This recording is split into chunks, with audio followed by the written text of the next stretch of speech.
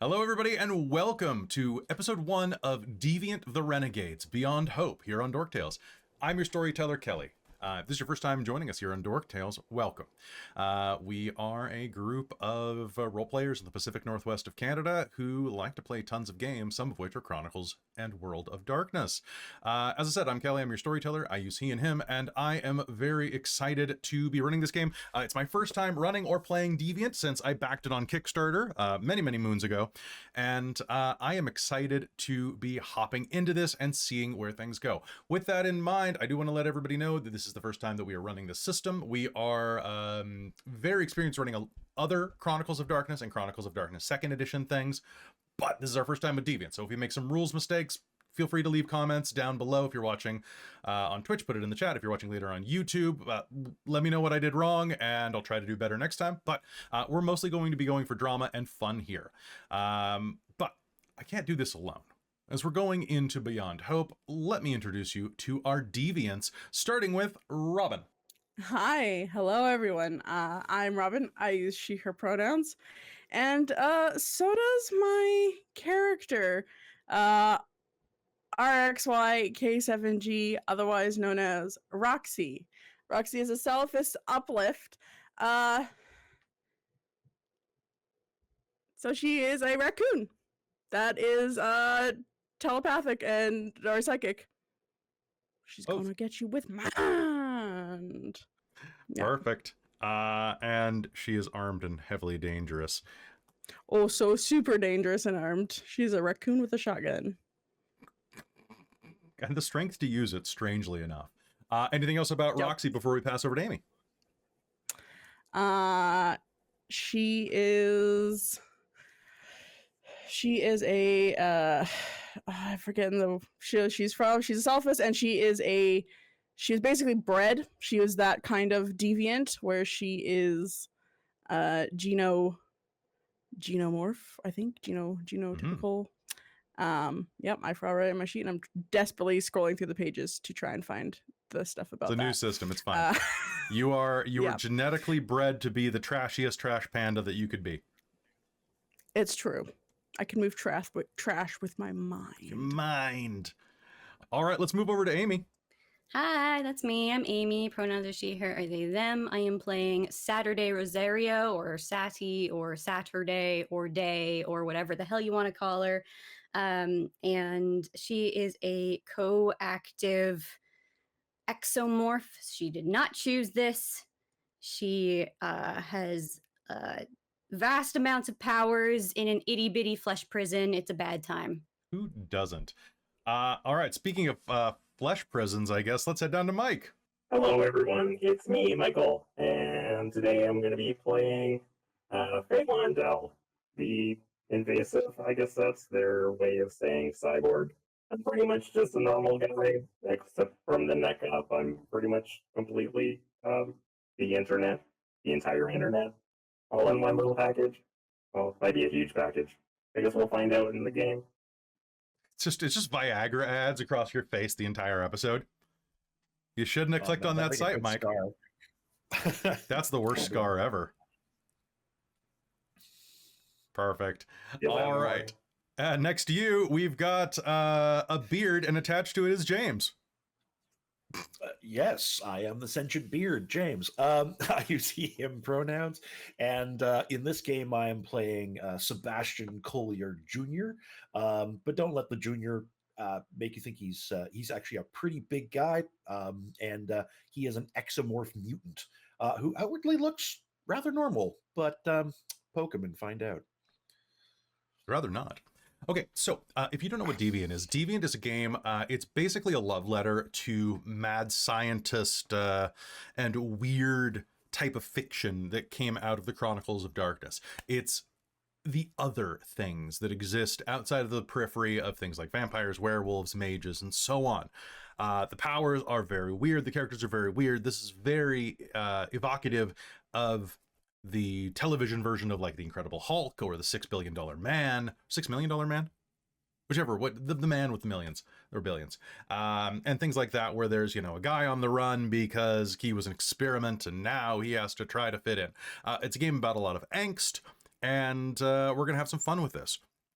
So, does anybody have any questions before we begin? 6 million, thank you. With inflation, it's a $12 million man now. Okay, so without further ado, why don't we jump into episode 1 of Deviant the Renegades? Everything is fine.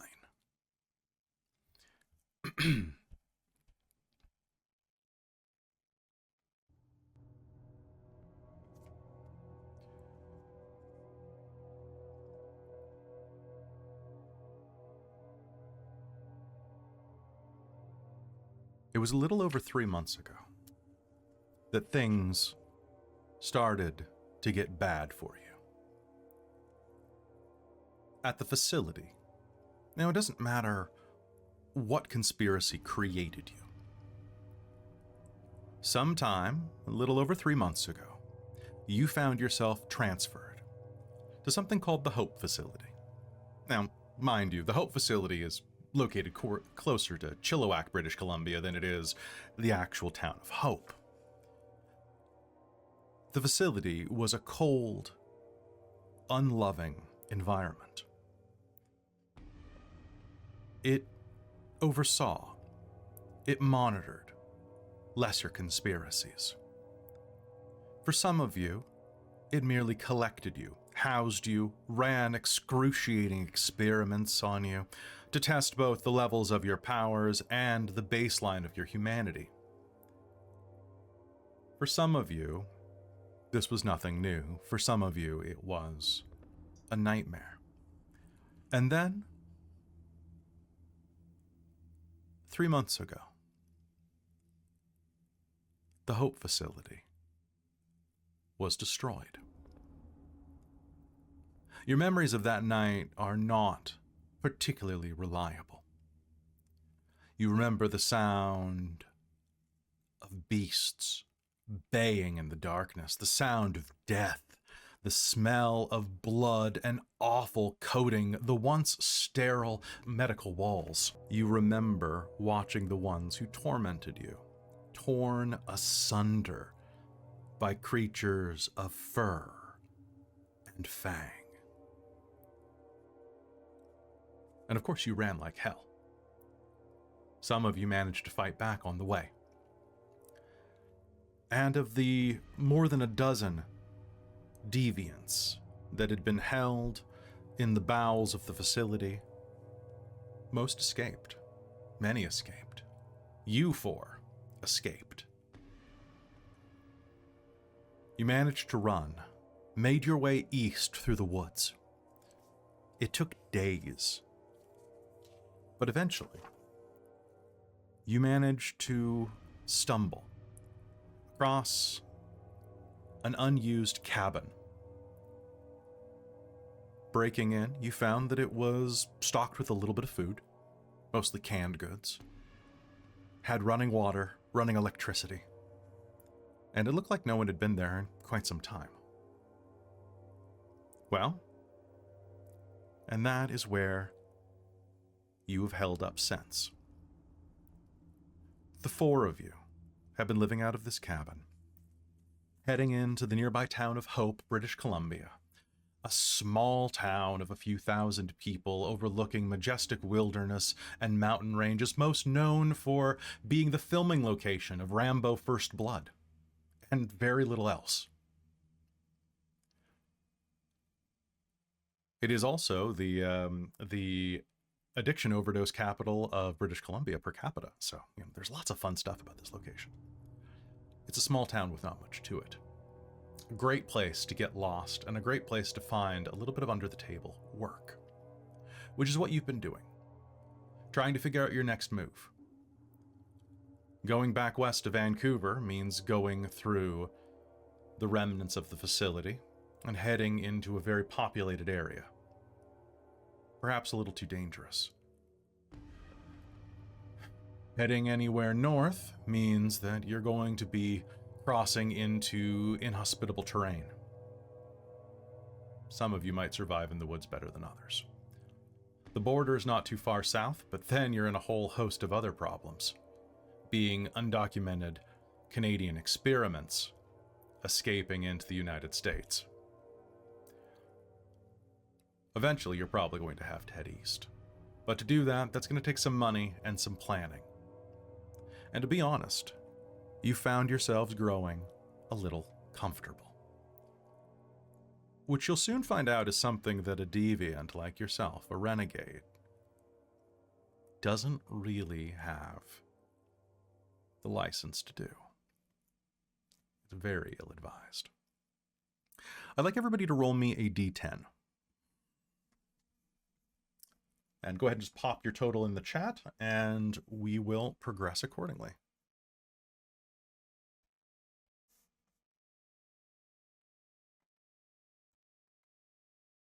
Amy, starting off strong with that one. Yeah, sure I am. All right. And Mike, you can just tell me what you got. I got a double that. I got a 2. 2. Ooh, twice as good. Okay. Wow, James is killing it with a 5. Wow, we're doomed already. So- I right from rolled the a start. 3. I If rolled a I'm rolling 3. high. This is great. We're in trouble, guys. So, James, Sebastian, I want you to do me a favor. I want you to tell me where he would be today. Would he be near the cabin? Would he be in town? Or something else? It was just a regular day. If it's just a regular day, he's probably up on the mountainside. Okay. There's lots of logging camps around there, and many of them don't ask too many questions when an extra hand comes around who you can pay under the table. Okay. So, we're going to start with you. We start in the woods. It's early September. There is a crispness beginning to fill the air. The sound of leaves that are just begun to turn and have fallen underfoot are crackling around you as you make your way. You're headed out to a logging camp. It's pretty early in the morning about now. I'd say going on about 8. A lot of those men don't show up until 9. It's kind of difficult to work. It's in dark forest until there's a little bit of light overhead. It costs too much to funnel in lighting sources for the most part. And you find yourself making your way through the woods. Can you make me a perception roll? That is your wits and composure, please. Wits and composure. 7, 8. That's right. 8, 9, 10. 8, 9, 10. Success again. Yep, 10's reroll. That's a 1. 1 success. Perfect. As you make your way through the woods, cutting through, heading toward where you know there's a logging camp further north, you are going to see the rays of sunlight begin to permeate the underbrush. You'll hear the trickle of a small stream that, from your time in the woods, you know eventually rounds down and makes its way over to the Harrison River, where all the salmon runs are. As you make your way, you're going to notice something. It catches the corner of your eye. You're hyper-vigilant. You're aware of these things. You're going to see a hand.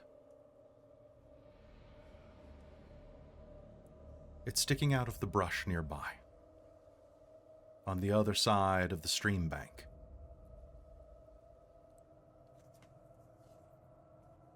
It is still.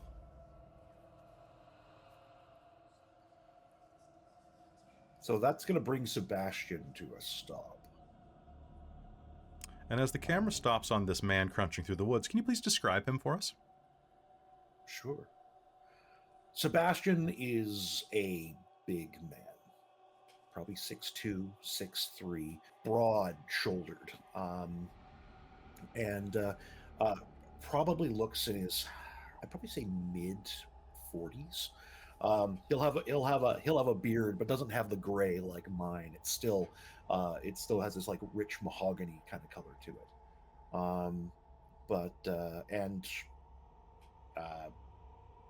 Yeah, probably balding, similar kind of extent to I am. Sorry.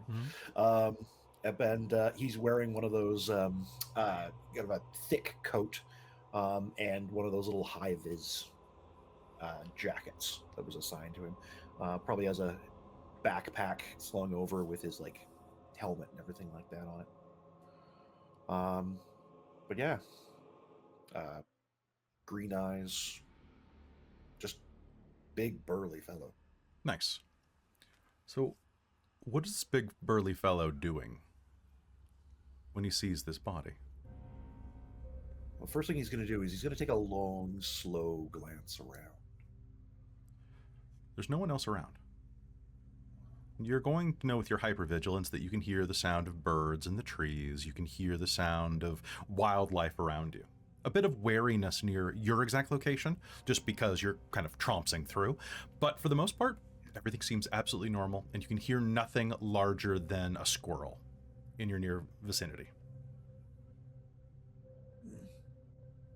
He'll just kind of grunt under his breath, and I'm gonna go leap across that stream. You can easily do so. It's only about 5 feet, and you're a big guy. Yep. So he'll almost essentially kind of step across it, and I'll brush the branches aside to see what's beneath. Looking beneath, you are going to see something that would turn most people's stomachs inside out. You have tolerance for biology as a merit, though, if I'm not mistaken. So looking at this, the first thing that you're going to see as you move a branch is gore. Gore that is covered in a fist-sized swarm of flies that take off to the sky as you move the branch. Beneath it, you are going to see a young man of about 18 if we're lucky. He's scrawny, short, probably weighs about 100 pounds, or did before this at least. Very soft chin, acne scars over the cheeks. The eyes are completely fog white from death. The hair dyed in streaks of blue and purple, with thick roots, about 2 inches worth of blonde hair connecting them to the scalp. The stomach is where the problem begins. It's been completely torn out. Entrails, liver, all of it has spilled out into the stream.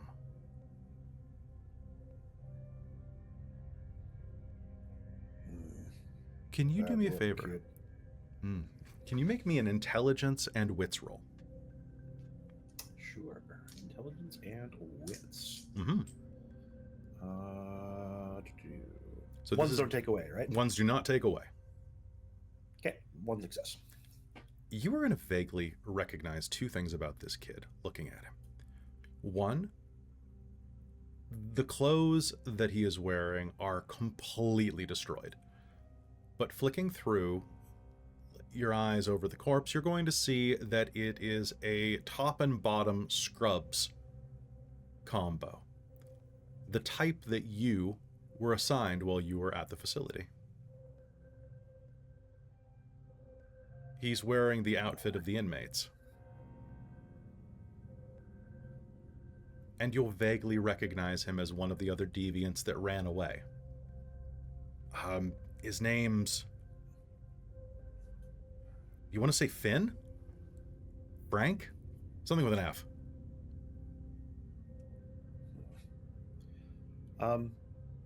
I think Sebastian's gonna pull the work gloves off of his belt and pull those on, and then he's just gonna try to see if he can try to get as little blood anywhere as possible. See if he can find any sort of look at the guy's pockets to see if he has anything. Sure, that sounds good. Why don't you make me a dexterity and investigation roll? Dex investigation. And you can actually add 1 die for the gloves, just because you're not going to be as afraid of getting your hands dirty. So you can definitely be a little more handsy. Yeah. I had, so that's going to be 2 successes. Perfect. So looking through, pockets are generally pretty empty. He's got a wallet on him for a security guard that you were not particularly happy with, named Gary McDonald, as well as Gary's driver's license. It's covered in blood. It looks like it was probably pulled off a corpse. In the nearby bush, like looking around, actually, with that, what you're going to do is you're going to see that in his pocket. You're going to see that he's got a traumatic head wound on top of his guts being ripped out. As you shift the body slightly, you're going to see that in the stream, there's a large pointed rock, and it is crunched through the back of his skull, right where it meets the spine. You think that's probably what did it. And taking a glance around with 2 successes, you're going to see that the stream has like about a 5-foot drop into the stream here. Okay. And there's a spot nearby where it looks like some of the grass has been disturbed. Like someone stepped wrong. Does it look like most of these bodily injuries might have been the result of like animals? You think so? Like yeah. Things have become chewed Yeah, on. absolutely. Like there's teeth marks. There's the way that it's torn apart. You're gonna look and see some of the tastier organs are completely gone. I mentioned the liver before, but there's very little bit of that left. The heart is gone, and so are some of like the meatier organs, like the kidneys. And looking around as well, you're going to see that a bit further down in the stream, kind of half buried in some silt, is a service revolver. Probably dropped when he fell.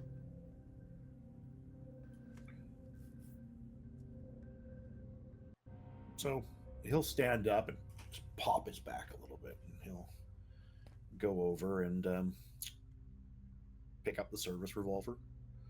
Definitely going to need to be cleaned, but it's a revolver in water, so that's the better option. Yeah.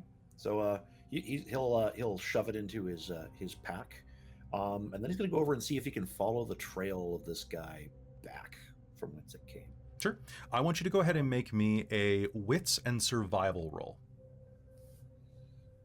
And I want you to do this at a -2 because it's been a couple weeks. Okay.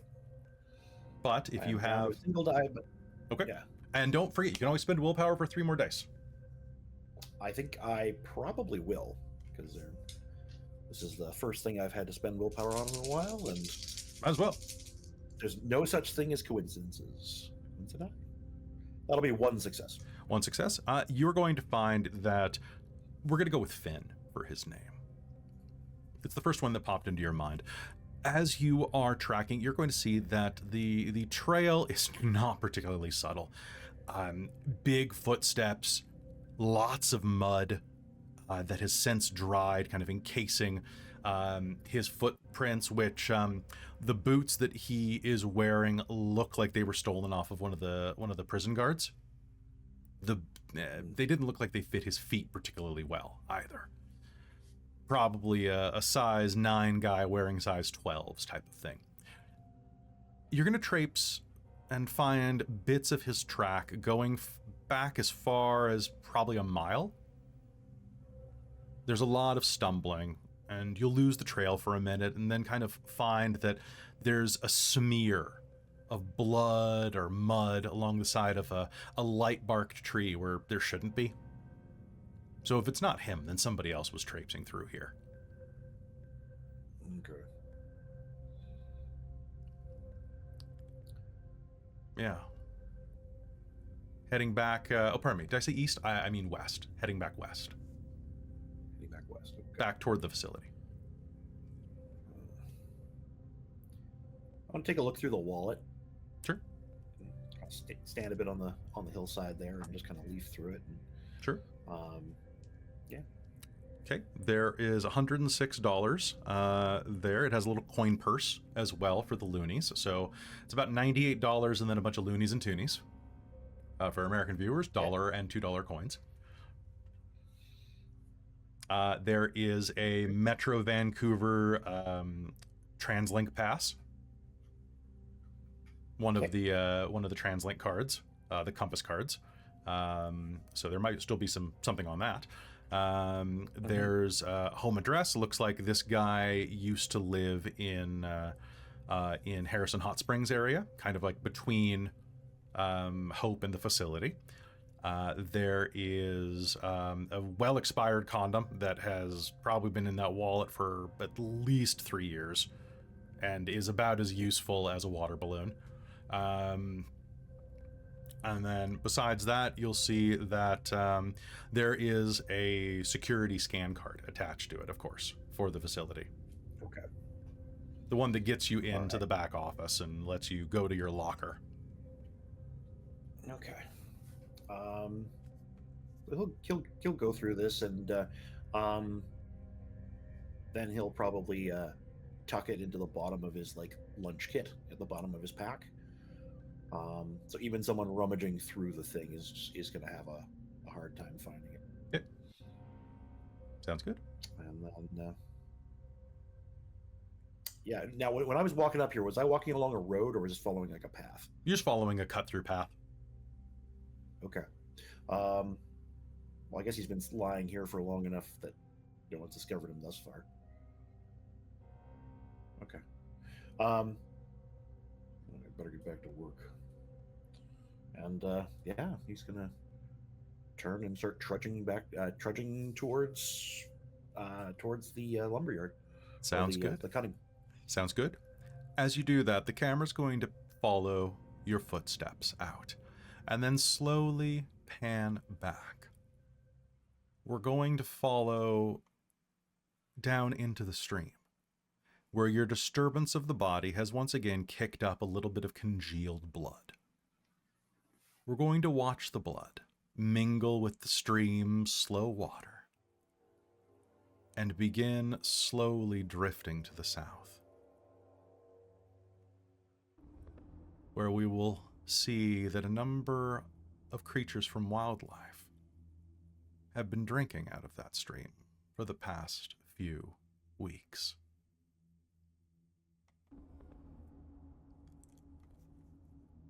Downtown Hope is barely what you would call downtown. It's got a couple of diners. It's got a beautiful view of mountains, blue and purple, leaning over the town. There's a Tim Hortons, a Wendy's, a Luna Coffee that is, real quick, it's a Luna Coffee / something else. What is it? Luna Coffee, pick a type of cuisine. Waffle Barn. Okay, Luna Coffee Waffle Barn. I was going to ask you that before game, but I forgot. Okay, a Luna Coffee / Waffle Barn, where you can get their famous waffle wraps and waffle gyros. It's not much of a town to speak of. It's a truck stop for Canada's truckers to come, refill, and head out. It's the place where you fill when you're crossing over toward the Okanagan or need to take a piss on your way to Merritt. And as we're here, we're going to focus down into the back, down behind the home diner. The home diner isn't much to speak of. It's about the size of a residential building. It's a bit deep. It's been here for as long as anybody can remember, sandwiched in between the other buildings in downtown Hope. And as we are looking at this, we're going to cut around back. Behind it, there is some rustling as someone makes their way through the garbage. And I would like, Robin, can you please do me a favor and roll me let's say a wits and survival roll. Okay.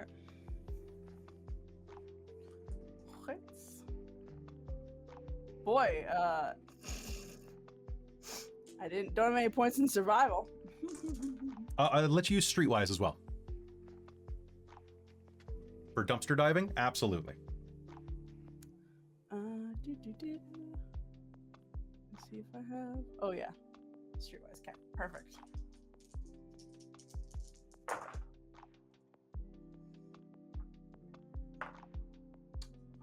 One success. Now I need to know real quick. As we focus in, we hear the sound of banging and clanging on the inside of this dumpster. And as the lid opens, and Roxy, you are going to come out with a bit of still semi-fresh, partially eaten. What would this be? Probably, let's roll what time of day it is. How many hours past opening is it? It opens at 6. It is 8. Okay, great. There is going to be some recently chewed eggs Benedict, some toast on it's toast on jam because it was for a kid who didn't eat it. And you are also going to see that there is some stale bread that could not be made into French toast. You're going to basically have one meal worth of edible trash. And can you please describe yourself? Sure.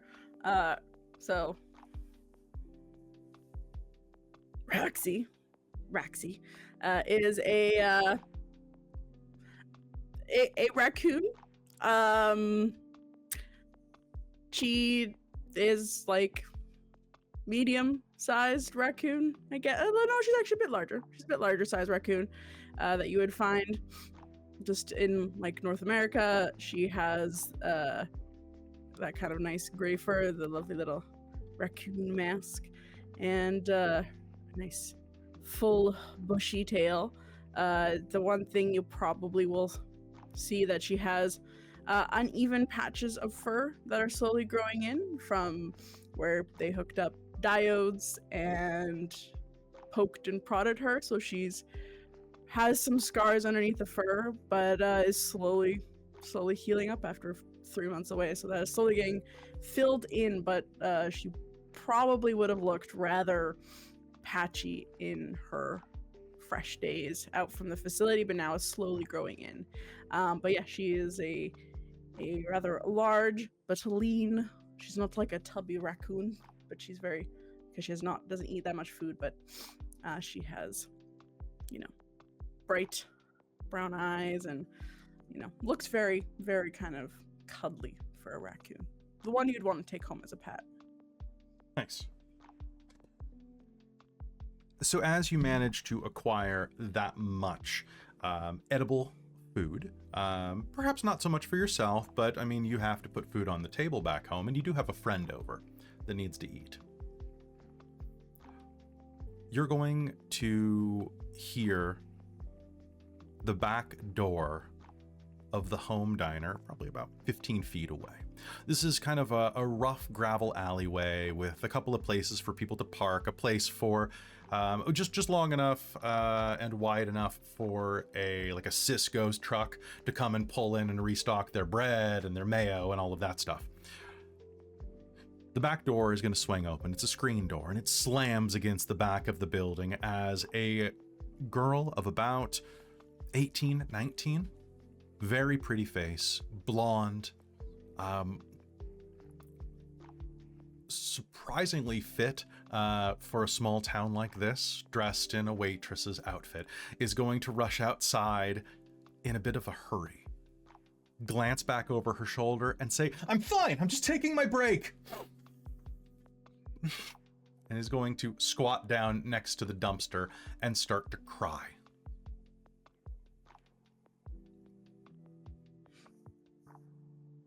Roxy is going to be thinking in her head. She's gonna be like,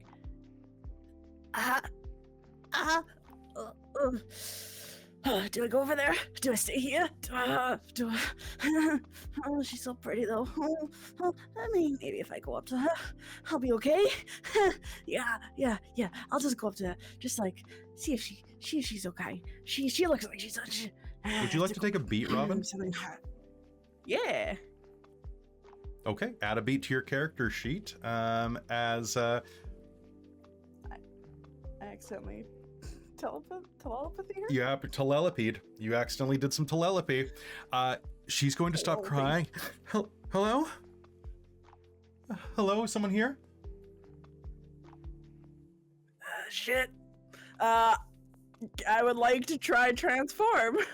Okay. I'd love to activate Let's my activate animal your animal transform ability, which for you is going to be a human. Yep. Okay, so you're going to have our first power roll of the game. What you are going to do is you are going to roll your Scar Finesse. So this is a physical transformation, so it's going to be dexterity plus the magnitude. I believe this is magnitude 1.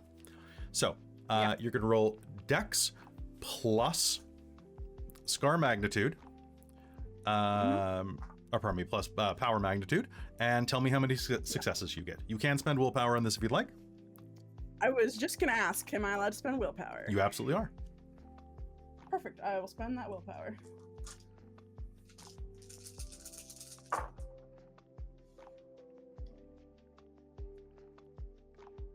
I'm so glad ones do not take away in this game.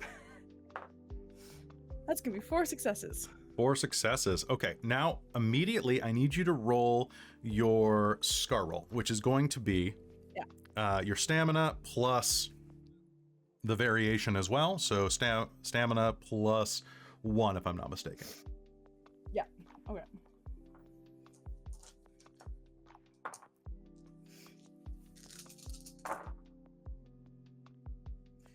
Oh no! Can I take another beat for dramatic failure?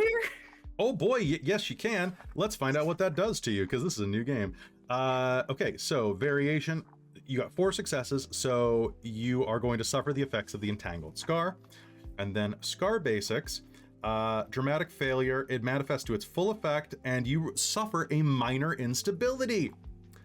I think that's great. So it is going to be at full. So the way this works is that you can roll lesser scars by activating your powers at a lesser level. Luckily, your power only has 1 level. So choosing to dramatically fail means that that part of it doesn't happen, but you are going to gain a point of instability. I'm just going to give you a quick rundown of instability. The way that it works, instability is its own health track. So you have minor, you have, I believe, moderate, and then you have a major instability. I might be using the incorrect terms there, but basically you have small, medium, and big instability. When it is full of little instability, it does bad things. When it's full of medium, it does worse things. And when you are full of basically aggravated instability, you will probably die at the end of it if you can't clear some of that. There's basically a final condition that you can get for that one called, what is it? It is hell of a condition name. It's called In Stage, where all of your magnitude 5 variations immediately go active, and you basically Hulk out. It's pretty great. So you're going to be the first person in game to mark a point of instability. Congrats. Yay! So what I need you to do is explain to me with your psionic abilities how you transform into a human. So with the psionic abilities, you're just she's still in the dumpster with the trash, so all of a sudden she's just gonna like duck her like raccoon body back down in the trash, and she has this image of just someone that she saw has seen like either passing through Hope on the way, that just kind of sticks in her mind, and she just basically wills her body to just expand and contort and grow almost and change her whole makeup to turn into the kind of very slim, emaciated, kind of very flat-chested, thin, blonded black hair, hoodie wearing, toque wearing. Oh, no. No, okay. You don't manifest clothes. Oh, okay. No, I'm naked. This is 100%. animal Right. transformation, not cloning, not body Right. copy. So you are going to turn into a human, but you are going to be a naked human in the dumpster. No. Okay. Cool. Yeah. Naked human in the dumpster. So turns into a human. Hello? Looks around for clothes in the trash. I will let you do me a wits and streetwise roll at a -3 because the chance of clothes being in this dumpster pretty small. All right.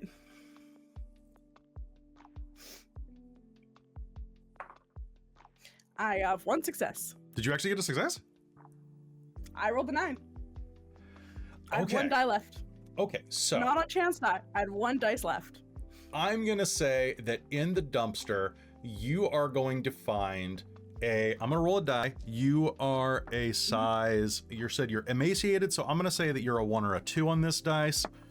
You are going to find a men's medium polo shirt that was recently thrown out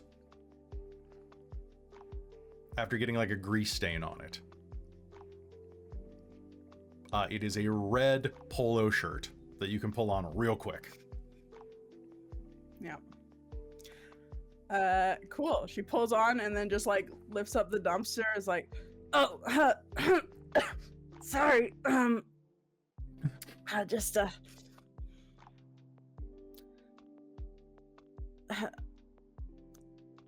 was just Sorry, Are I didn't you know okay? anybody. I didn't know anybody was back here. I'm sorry. it's okay. Are you okay?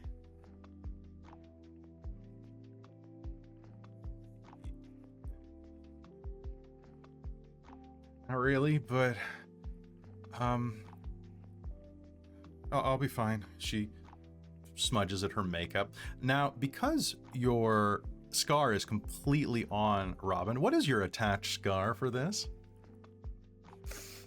Bestial mind. So how would a human raccoon act at full tilt for this? Like a lot of sniffing, a lot of like maniacally like cleaning your hands in front of her, like what do we do? No, I think she's very much like almost get like that's why I'm like playing with my hair. I think she's definitely like maniacally like just kind of like pulling out her hair and just I want you to do me a favor. Let's try to connect with this girl. We're going to make a social roll. I want you to do me a favor and Oh, make boy. me a presence roll. What's your presence? 1. Okay. Plus your empathy.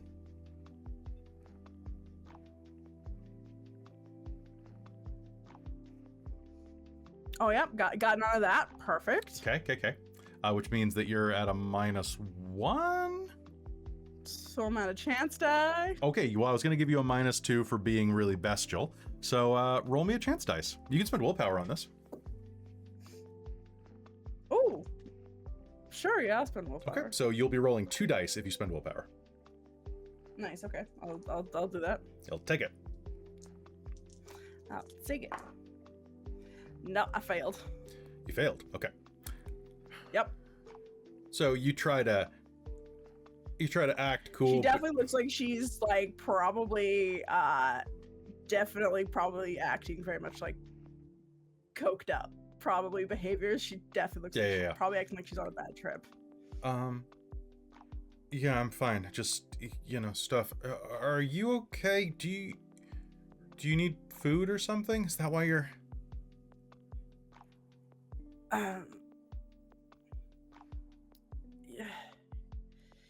Yeah. Yeah. I'm you're looking for food. Just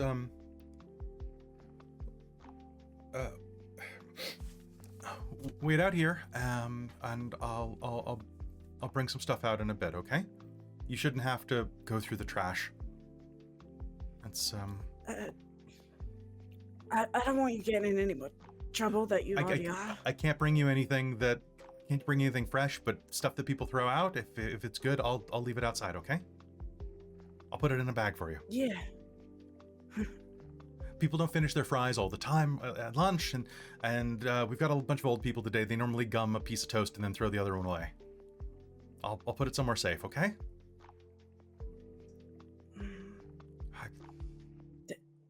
Thanks.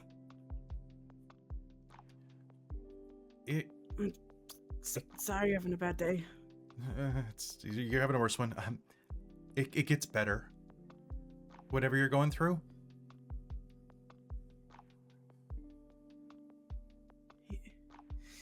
Yeah, you do. Hope so. And she's going to clean her face up a little bit and brush her skirt down and smooth out her apron and head back to work. What do? Do you just hang out inside of the dumpster?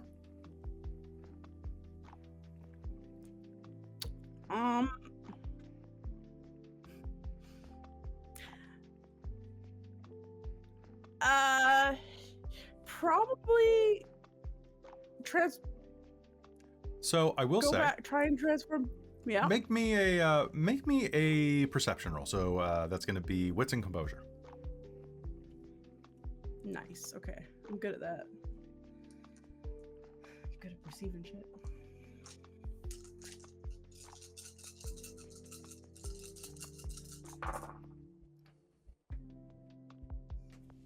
I'm so glad ones don't subtract. That's 2 successes. 2 successes. Glancing down, you'll see that this area of hope does have, on the edge of this alleyway, against all odds, is one of those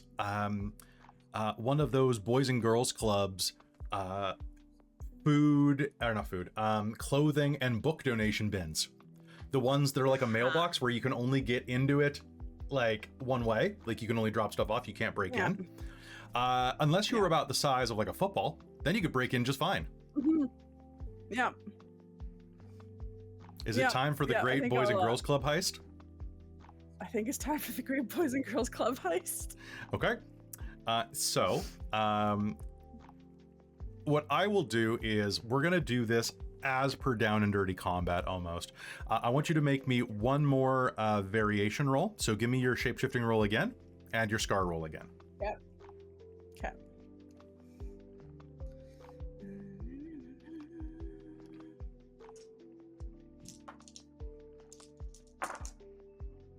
Okay, variation was 2 successes. Perfect. And then Scar's basically the same roll, yeah? It's the same roll. It's not going to super matter for this very base level variation. What the fuck? Okay, just hold on. Why couldn't I have rolled that earlier? How many successes? 4, 5, 6. 6 successes. As a success, but the transform... 10 and 10. As per the previous, but you also heal a minor instability. That's ridiculous. That's hilarious. Okay, so humming the Mission Impossible theme to yourself, you're going to make your way back to the main street. You are going... You're going to climb up. You're going to wait till nobody's looking, pop back down to Raccoon through the open drawer, fall inside, hunt around in the dark for things that you think will probably fit you. Use your Raccoon... oversized hoodie. Yeah. A pair of pants, right? I'll say that you're able to like grab some clothes, kind of push them up out, and then climb out just in time. Now, I want to see how well you do this. Can you please make me a dexterity and stealth roll? Do it at a -1 because it's broad daylight. but that is the only penalty I'm going to give you because you are also a raccoon stealing clothes out of a dumpster, basically. What are my dice doing? That's no successes. Okay, so you are going to climb out of the dumpster after pushing a bunch of clothes around, and you're going to see this old man standing nearby, holding a cane, smoking a cigar on the corner, just staring at you. What's a raccoon need with clothes?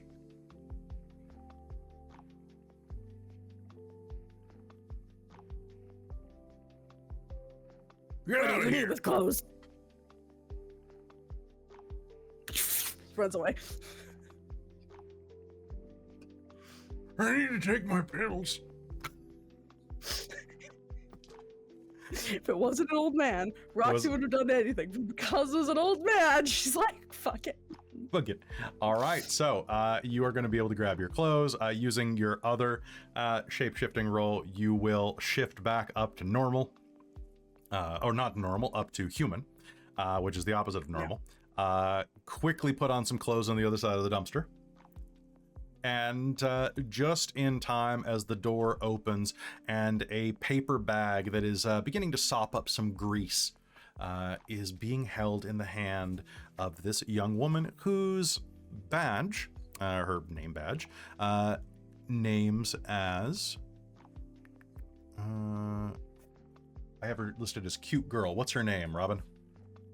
Sarah. Sarah. With an A or with an H? With an H. All right, Sarah. All right. Opens the door and... Oh, you're looking... Yeah, you managed to clean yourself up. Good. I was going to offer you a rag or something. So you're in luck. Don't worry about it. You're in luck. A bunch of people came. They had a bunch of kids. So there's a lot of pancakes in here that didn't get eaten. A lot of maple syrup on it. So I'm sorry it's not the real stuff. We use the sugar syrup here. It's kind of... Listen, you think I have you think I am picky about my syrup? I'm not going Ramsay. I'm not gonna. Fair. You're not gonna get. Here, well, hopefully this will help a little bit, okay? Yeah. Thanks. Just pay it forward, I guess. Yeah. I like your makeup. Yeah, I think I cried most of it up. Thank you. It looks good. Kind of, you got that raccoon kind of face going on. It looks good. Makes you look edgy. Edgy. Not something I've ever been called, but thank you. I'll take that as a compliment. Wait, I gotta get back to work before my aunt catches me out here giving away some of the food. She's pretty strict, but nice to meet you. I'm Sarah. Roxy. I like your hair. Talk to you soon. Or whatever. And she'll head back in. Sarah.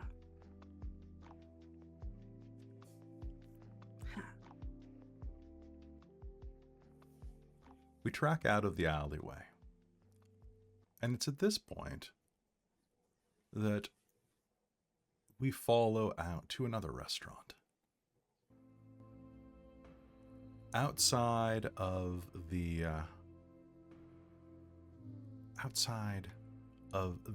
Luna Coffee and Waffle Barn, I should say. Down along the main stretch that leads back to the highway. There is someone wandering around there, dressed in a hoodie. Mike, can you please describe Phaelon? Phaelon's rating absolutely normal from the neck down. So, sort of got a dad bodies in his weirdest qualities. Looks like Joe Albert, you probably never pay attention to. Not a little small little fact that doesn't actually have a hand. It's somehow been replaced with a TV monitor, some sort of dotting apparatus, hard to say. That's constantly flickers with sort of static shapes on it. So hanging outside is what you're doing? Are you, what is Phaelon doing generally in this time of day? Is he trying to make some money? Is he just trying to do a little bit of check-in? Yeah, he's probably scouring the internet, trying to see if anything on the internet has so much as tagged any of our actions or emotions, looking at local authorities or the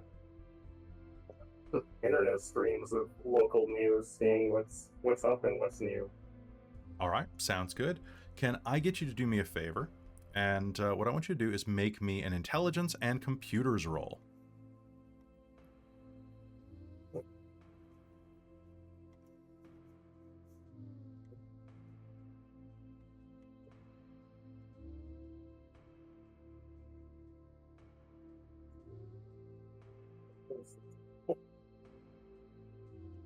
All right. How many?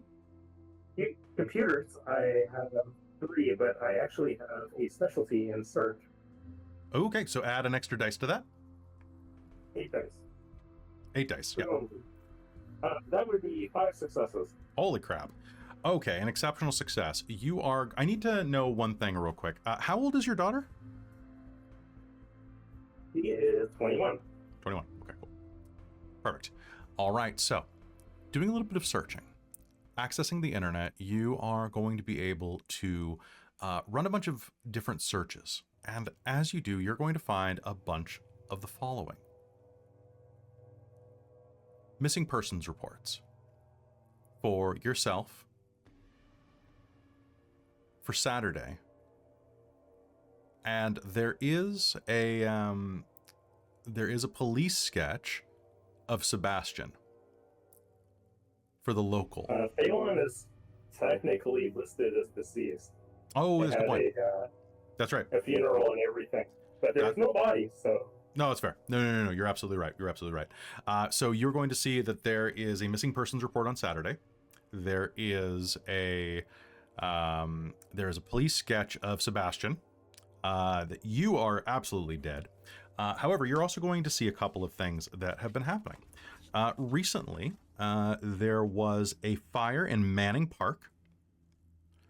This fire in Manning Park took out, it was listed as a wildfire, but there are a number of things in there that strike you as strange. It was listed as several different types of fire as it was being posted about. Originally, it was posted as like as a natural disaster, like a lightning strike. Then the cause had changed when you're checking like different caches to man-made and so on. It looks like a couple of sources that don't quite connect. It also, unfortunately, is going to be listed as having claimed the life of one individual. With those successes, you're going to see that the individual whose life had been claimed had originally been posted, then redacted, and then eventually scrubbed. The park fire, you are going to be able to determine with 5 successes. You pretty much got the run of this. It is another deviant that escaped the facility with you, named Logan Cooper. He was a pyrokineticist.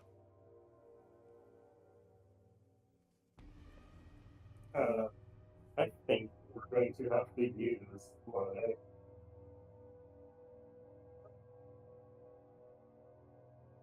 I'm going to have to go and do a quick search on the internet. I'm probably processing all this information in a matter of seconds. Mm-hmm. But I'm going to go and see what I can scour about the nature, history, and everything, and download all of it. As promptly as possible without being connected to this Wi-Fi for too long, because it's probably being a drain on everybody inside the You're stealing all their bandwidth? Yeah. Oh, absolutely. Okay. All right. So you're just going to try to like absorb all this information as quickly as possible? Yep. Perfect. And I've got eidetic memory. Eidetic memory, so yeah. Perfect. All right. I'll just give you a couple more things that you can ask me questions about later if you'd like. There is a multi-car pileup that happened along the Crow's Pass Highway. Quite a few injuries and a couple of deaths resulted from that. And that you will have some video footage of it that you're able to download that has since been deleted from Twitter. Looks like grainy video footage of someone being hit by a car physically. And then a moment later, a bunch of cars being flipped near where this hit and run / pileup occurred.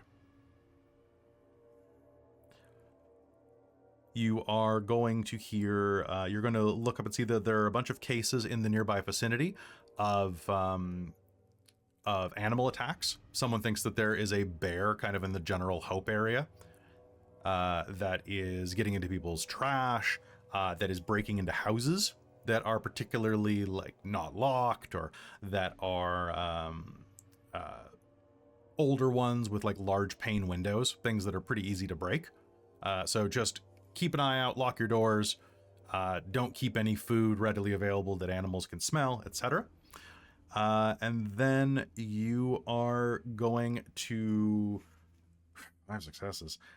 You're going to also see that on one of the local forum posts, let's say on Reddit, there's an uptick in like graffiti around this region. And you're going to see that there is a particularly prominent graffiti artist or tag that's going out. It kind of looks like a skull, but made out of an upside down hand, spray painted in white, with the fingers forming the spokes of the teeth. Besides that, as you absorb that information, you are going to get a ping from your friend, Justin.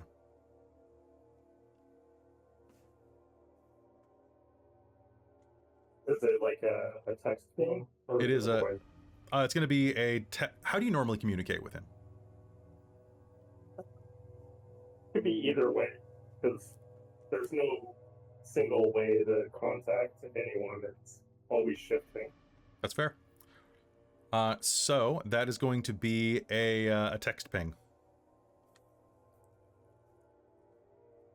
It's going to say, Okay. call me when you have access to some bandwidth.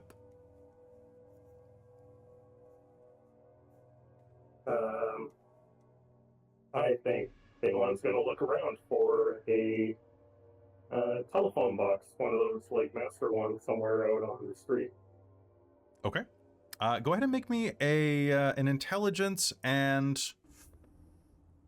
actually make me a wits and streetwise roll.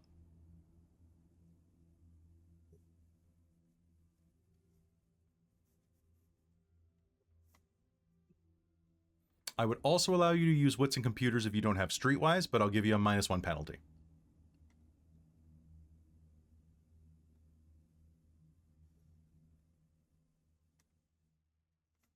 If I use computers -1, because I do have my specialty of search too. I think that's internet search, not searching for like a phone jack.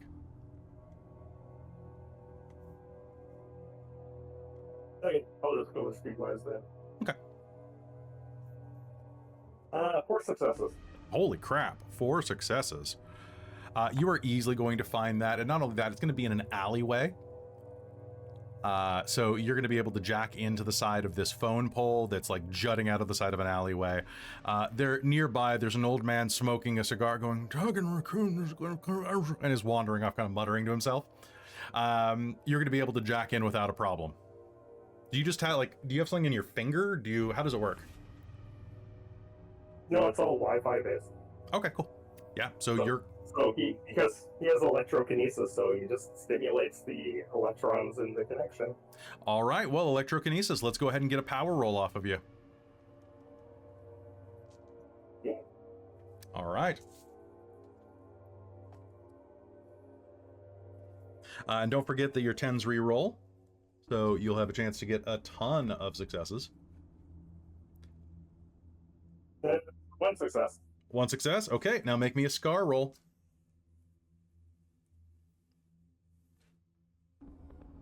Well, that would be 2 successes.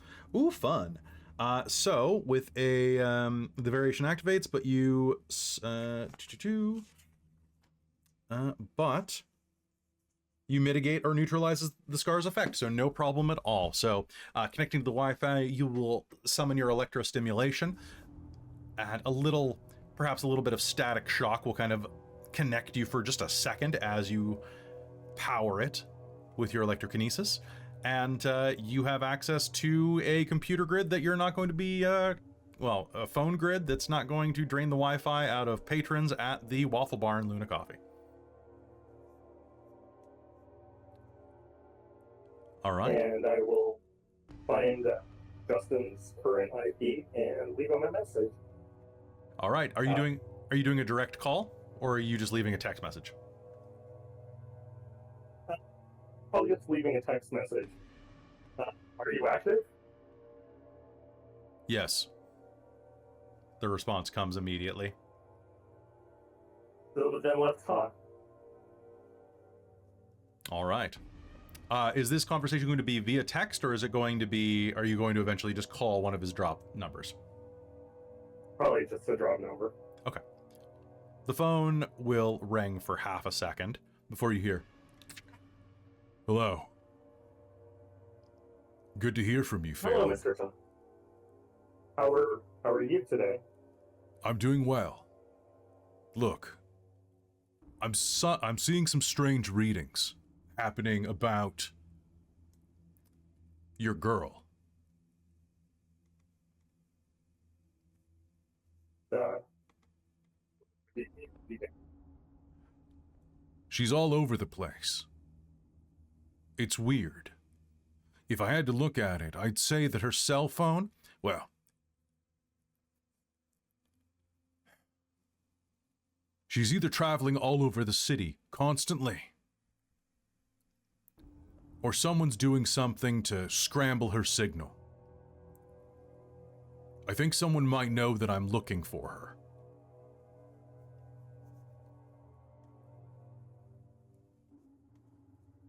Perhaps lay low for the next 24 hours. Let me monitor everything. If you're sure that you can do that. I don't want you getting pinched.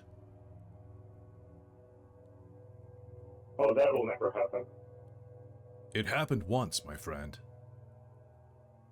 It will never happen again.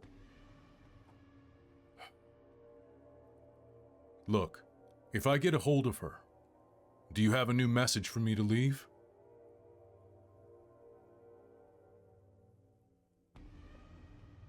Yes. Tell her her guardian angel is looking out for her. Guardian Angel is looking out for her. A little cliche, but sure. I don't mind doing this at all. I'll try to find you another bunch of money soon. The money's safely in her account. She's fine for now. I know. I've been monitoring that too. It's one of the things I was worried about at first. I'm seeing a lot of movement on her cell phone, but I'm not seeing any transactions. She hasn't touched her bank account or her credit cards in probably 3 days. Doesn't seem normal for someone her age. Yes, definitely don't contact her for the next 24 hours. And don't try to contact me either. I'll contact you. All right, if you insist. Just trying to look out for you, buddy. Yes, I know. Thank you. I will talk soon and cut the call. Nice guy, he says into a dead receiver. All right, cutting the call. What do you do? Probably take his hand away from the phone box and give a quick look around to see if anyone's been paying attention. And then head off from the area. He doesn't like staying in the spot for too long. Fair. All right. You heading back to the cabin? Not directly. He'll probably take a jagged kind of stroll through the outskirts of the city. Again, looking like he's just kind of looking through the sides of the road for various trash, and just occasionally picking up stuff to add into a small plastic bag. Fair. All right. And as you're going and collecting some trash, some cans, some bottles, basically just looking like any drifter headed through Hope, what would Saturday be doing on a weekday? Saturday is Time no... did we say it was? Right now it's probably about 9 or 10 in the morning. Oh. She's probably turning in to go to sleep. Okay, so you're back at the cabin. Yes. Now- she is much more of a night owl. Or early morning, she might be doing some like information digging, but So really important question about this. So the cabin as it it's an old hunting cabin. It's log and wood. It's either got logs, like the log style interior on one side, or it's got slate boards on the back wall. It has 2 bedrooms and a loft, as well as a living room, a kitchen dinette, a single bathroom, and a very, very small cellar that's usually, well, looks like it used to be used for like storing game. Which bedroom is yours, Saturday? Master, minimal, Oh. or loft? which one is the easiest to just exit out a window? The loft. Then she's the loft. Yes. Okay. So let's go up to the loft then. And I would half expect that. I have no idea what Roxy does, but I could definitely imagine Saturday just not caring if the loft was also invaded by someone else. Okay. So you are going to get up and you are going to crash down on the bed, immediately feeling the side of your wrist clatter against a mostly empty but very hard can of Chef Boyardee mini ravioli that Roxy left in the bed. Oh, ew. Look at it You and pull then your, just chuck it off the side. it clangs to the floor, throwing a couple of bits of, oh, you were wrong, it was beefaroni. Because it definitely shoots a couple of those macaroni noodles across the floor. The fact that it's not licked fully clean and there is something to go out is a little bit alarming and concerning. I hope Roxy's okay. And but you're alone in the house right now, having exhausted yourself. What were you looking at the previous night? And as you flop into bed, could you please describe Saturday for me? Saturday is pretty average height with long white and red hair.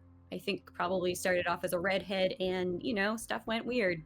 And now it's half of it's gone bleached because why not? That's a fun trope. Let's go with that. And she has you can't see it here, but unsettling eyes that like the irises have like white and black vein instead of looking like normal irises, because that's a fun. And she is pretty athletic and moves, is very mobile and agile. Nice. Yes. And so what were you researching? She was out looking to, you say this is the overdose capital? Yeah. Well, do you want to do me a favor? She sees herself as a bit of a vigilante. Okay. So she probably wants to take out some, like,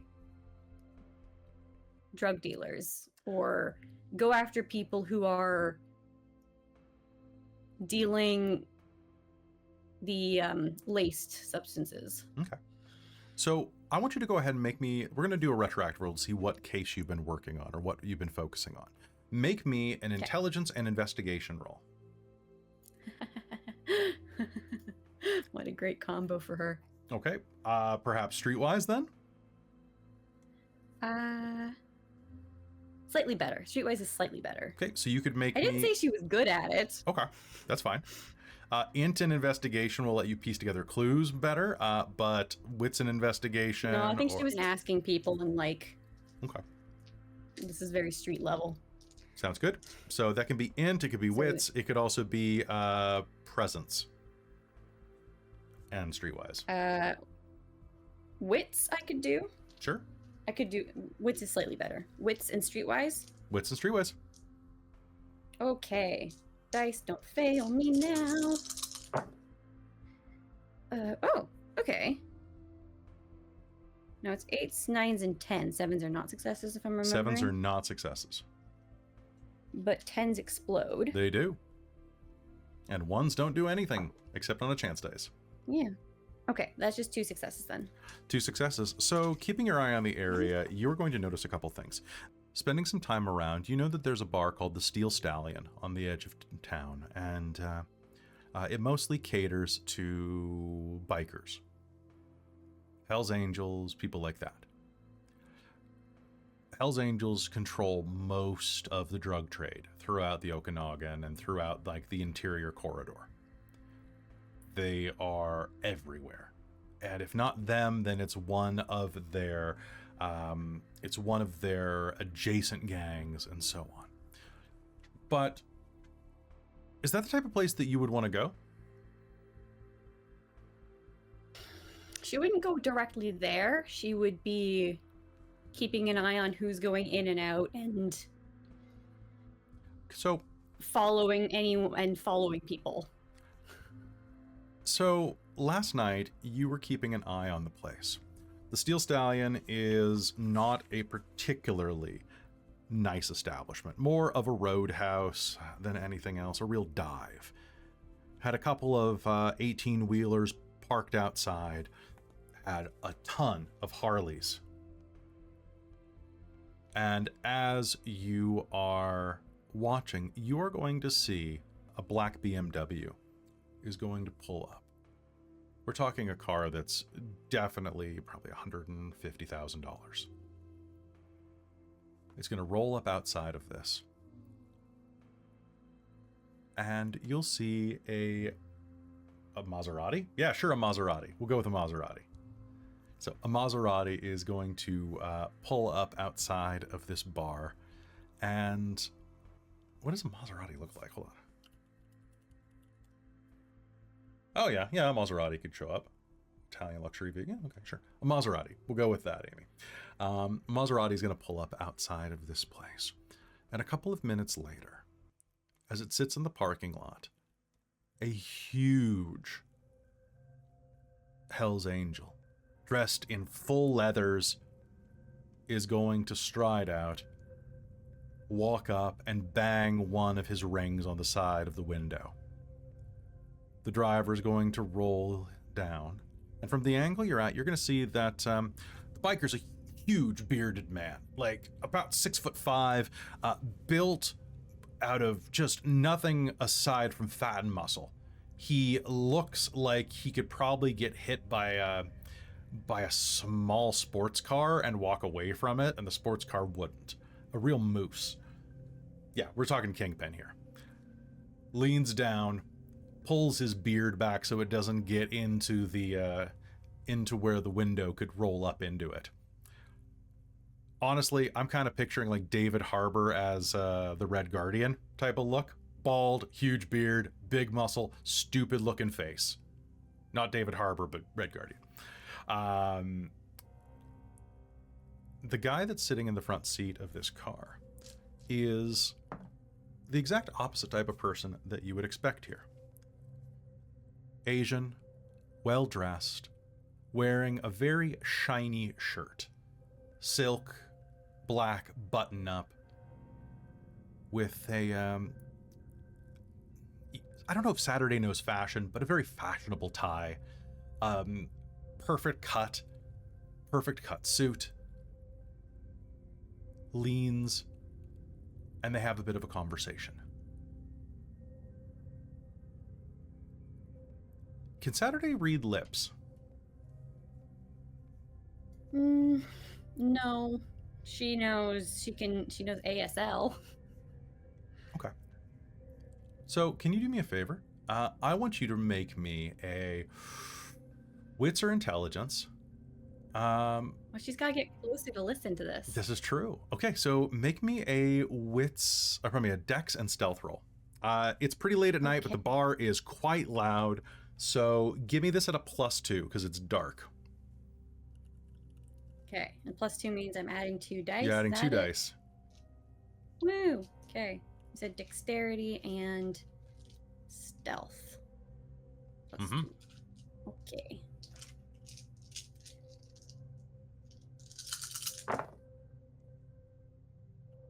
That would be a single success. Okay, a single success is enough. At the end of the day, you are going to make your way up to this dive bar, kind of crouching behind these cars. And listening, can you make me a wits and composure at a +1?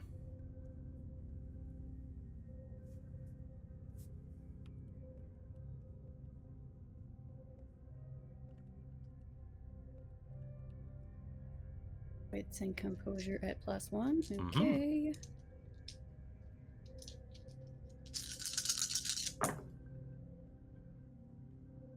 2 successes. 2 successes. Thank fuck ones don't do anything. So, as they're talking, you're going to be able to catch a little bit of this terse exchange. Look, just don't stay in town for too long, okay? You get your semis, get your rigs, get out of here. That would be very useful, the other man said. I would be very happy to get out of here even sooner, but I need food. Which means that we're going to have to go into your supermarkets, we're going to have to go somewhere and supply, unless you supply us. That's why we're paying you. For a little bit of hospitality. You like to be hospitable, don't you? You're a good guest? That's what Canadians like, right?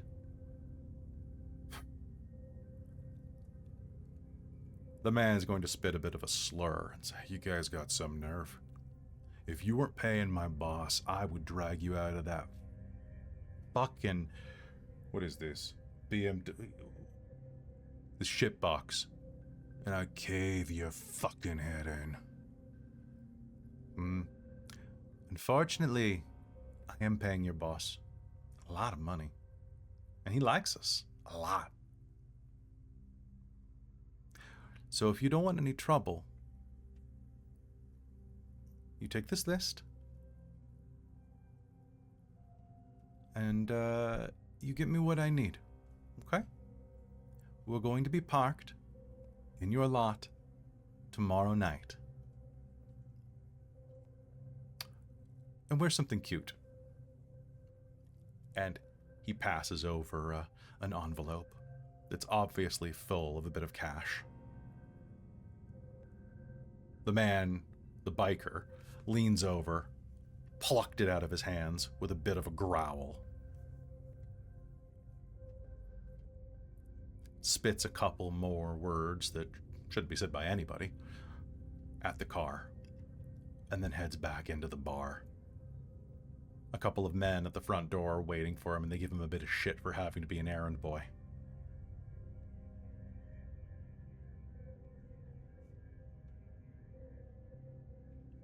And with that, the man in the car rolls the window up and drives away, giving you just enough time to sneak away from the bumper before getting ran into. Unless you want to be.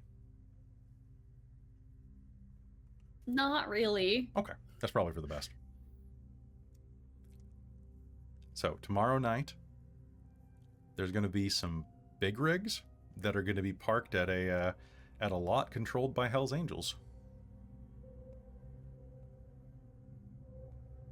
Huh.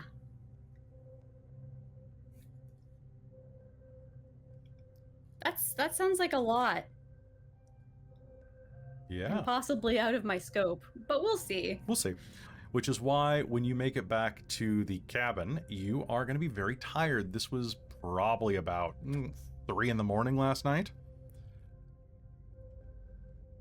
And it's a pretty big walk back to the cabin, since I don't think any of you has a vehicle. Unless you decided to steal one. And Well, as she you might have like a scooter or a skateboard. Oh, you have a I don't know. skateboard. I'll allow you a skateboard. So Okay, she has a skateboard. there's no roads on the way to the cabin, but like that's fine. You can skate the woods. So as you are lying down in bed, trying to sleep, you are going to hear a horrible noise echoing up through the house. Clang, clang, clang, clang. Hello? Hello? Oh! The Where man. is that coming from? That is coming from your guest in the cellar. Okay, I'd love to roll over and plug my ears and go to sleep. Okay. Well, you're going to do a counter roll right now. We are going to do a. Okay. I'm going to do an annoying roll. Versus your. Roll me your willpower score. Oh, balls. Okay. Just my willpower in dice? Yep. That your resolve and composure. Okay, got it. That is no successes. He has 4 successes worth of annoying. Oh my god, this fucker. I hate him. Clang, clang, clang, clang. Alright. That's not gonna work out quite yet. Okay. Let's go shut him up then, I guess. All right.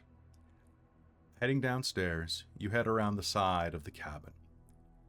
There's an old cellar with a pair of big metal cellar doors on the outside, held by a chain and a padlock. The key is on a little top hat key. No, you know what? It's on a keychain with a salmon stamped into it, hanging right inside the door that you can easily pick out, take the chain off, and descend down into the cellar. Now, the cellar is concrete. It's about 6 feet tall. It takes up about 1/3 of the cabin's floor plan, and it looks like it was mostly designed with a drain hole in the bottom to be used for gutting and skinning deer, wolves, anything that you would hunt in this area.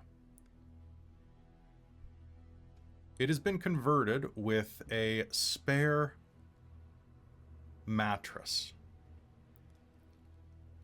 One that you pulled out of the hide-a-bed inside of the main couch and dragged down there. Lying on this mattress, his hands chained up to a bit of piping that he's been trying to work and break away from for a few weeks now, is a scruffy,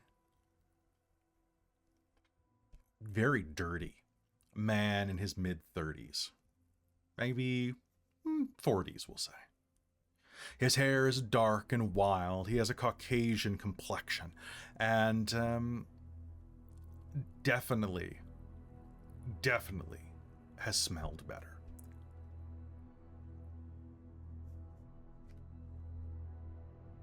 You open the door and head down. He's gonna... Thank God. I thought you were gonna be all day. You got food? Didn't you just get fed? That's not my job. Somebody's gotta feed me. Come on. Come on, I'm a nice guy. I was always... Look, I wasn't gonna shoot you. Okay? I was just doing my job. Look. You're the only one who, No, no, I can't deal with this right now. I am way too tired for you and your bullshit. So, and Saturday. she's gonna walk over and she's just, look, I'm just, have a nap so I can get some sleep, please. Saturday, come on. And she's gonna try and put him in a chokehold and knock him out. Oh, come on. All right, let's do it. All right, so chokehold. I really want to sleep. He is prone right now, so what we're gonna do is he's not gonna be able to resist particularly well. So how does the chokehold work? So saying if you can get your hands on someone, it's over. When grappling, you can use a chokehold move. So I guess I basically get a hold, grapple, choke, and like. Okay, so I'm gonna say he's prone, so you can do. More successes than twice the victim's stamina. He's unconscious. So for 6 minutes. We are just going to 6 minutes, 70 minutes. Okay. So we are just going to go ahead and say that you are using a. What is the phrase that they use? It is going to be a killing blow is basically what it is. Because he is mobilized the way that he is chained and helpless. So what is your dice pool for this? So that's referring to how many dice is total do you have? Sorry, I'm just looking at the how the hold parts work and because I'm assuming it would be my strength. Yep, it'd be strength plus brawl usually. Yeah. Okay, yeah. That'd be. Oh, you don't even have to roll. Oh, I don't have to? Nope. Killing blow, if they can't defend themselves, you automatically inflict a number of points of damage equal to your score. Okay, so she is just straight up trying to knock him out. Yep. So what's your that would be 4 dice. That'd be 4 dice? Strength is 2, brawl is 2 Okay.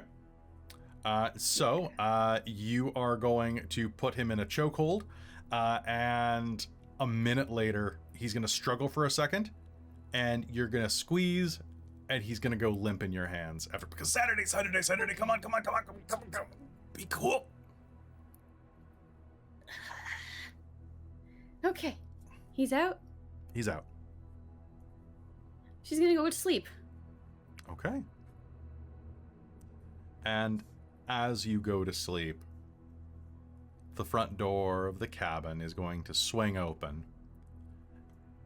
as a very Twitter-pated raccoon returns home.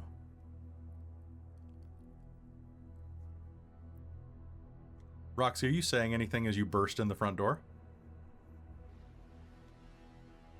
She talked to me! You might have someone else you have to chokehold. Fuck. I think this is it. And I think that's where we're going to take our break. So, hey, folks, don't go anywhere. We'll be back in just a minute.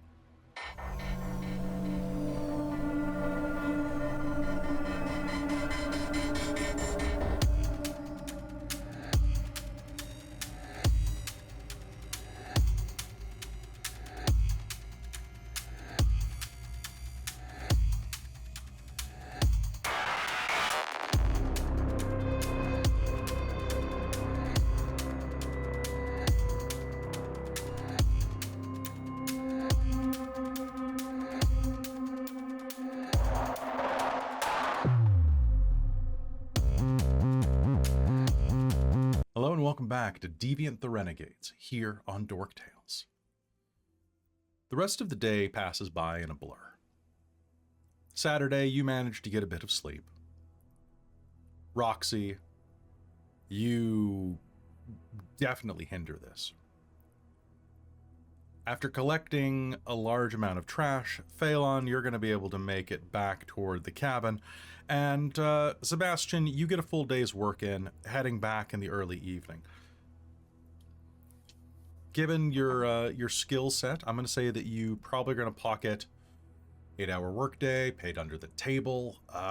Let's say that you get about $200 in your pocket. All right. You know, for that type of work, $20 an hour is probably around what they'd probably pay you, give or take. Especially because you bring your own equipment. You've worked there a while. And so with that, let's resume as evening sets across the land and you all have reassembled back in the cabin. The front door opens. Sebastian, you enter, kick the mud off your boots, and where is everybody? It's about 8 o'clock at night right now. Saturday's waking up and coming downstairs to try and find anything that looks like food. Well, you're in luck. Roxy brought home a large amount of food, and Shockingly good condition than compared to usual. yeah. Oh, yeah. Like I said, she talked to me.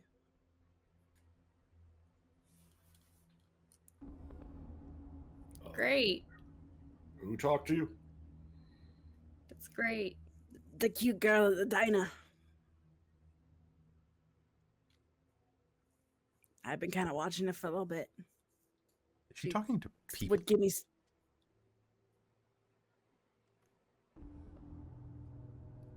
Huh? Is she talking to people, guys? Oh no. I mean, that's great. Good for you. That's how'd the whole woodland critter go over? No. I assumed one of your forms. Like, I bet I saw a girl a couple months ago and kind of used her as a blueprint. Go big, human-y. I was naked in a dumpster when I first met her. I don't know that we knew you could do that. It's been something I've been working on.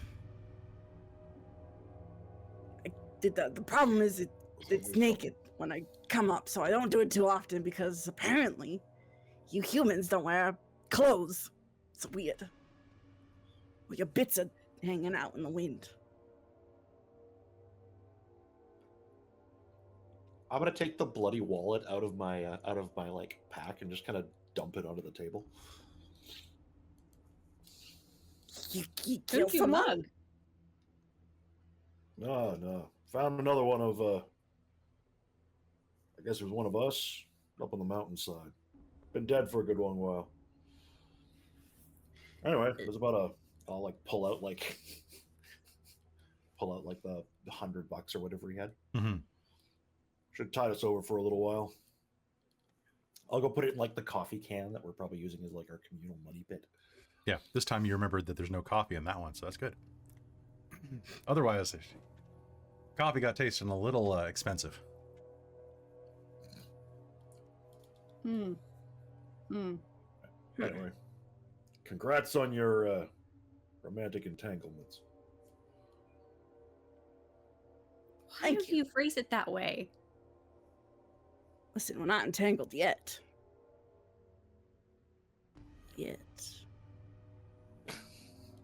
How would that work, biologically speaking? Wait, do not answer that. Poorly. Probably very poorly. But hey, We should probably get checked for rabies first. I get checked for rabies or her get checked for rabies? Maybe both. Actually, that's probably a good idea. I think they got a free lab for that, don't they? Listen, She just said hello, gave me some pancakes, and then we went on our way. Oh shit, there's pancakes? Yeah. Just gotta like reheat them. Put them in the fridge. Apparently, listen, I'm finally learning how you guys keep food stable. So it's in the In human fridge. terms, pancakes means matrimony.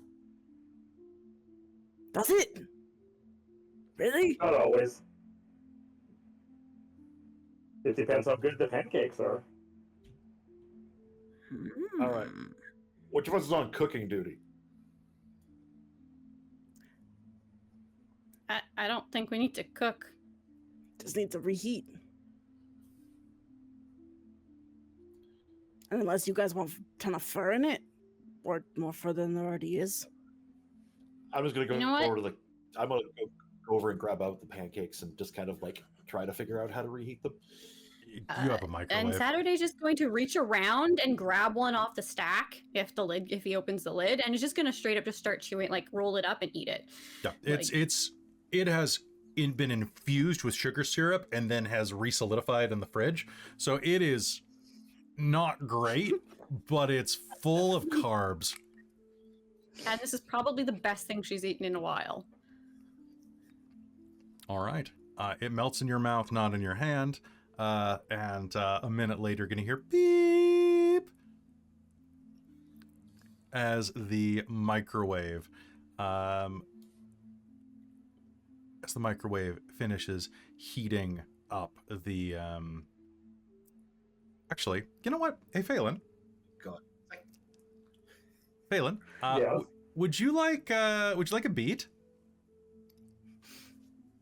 I would love a beat. Cool. Can you do me a favor? What's your activation roll for your highest level of electrokinesis? That would be 9 dice. 9 dice. Wow. Do I roll this or do you roll this? I get a resistance roll first. Okay, so go ahead and But make me if a you're resistance trying- roll. If you're triggering it, then yeah, I get to roll it, but I think I'm rolling 2 less resistance. I think so. I think you are. I roll 2 less dice because it's a resistance roll and not a power roll. Okay.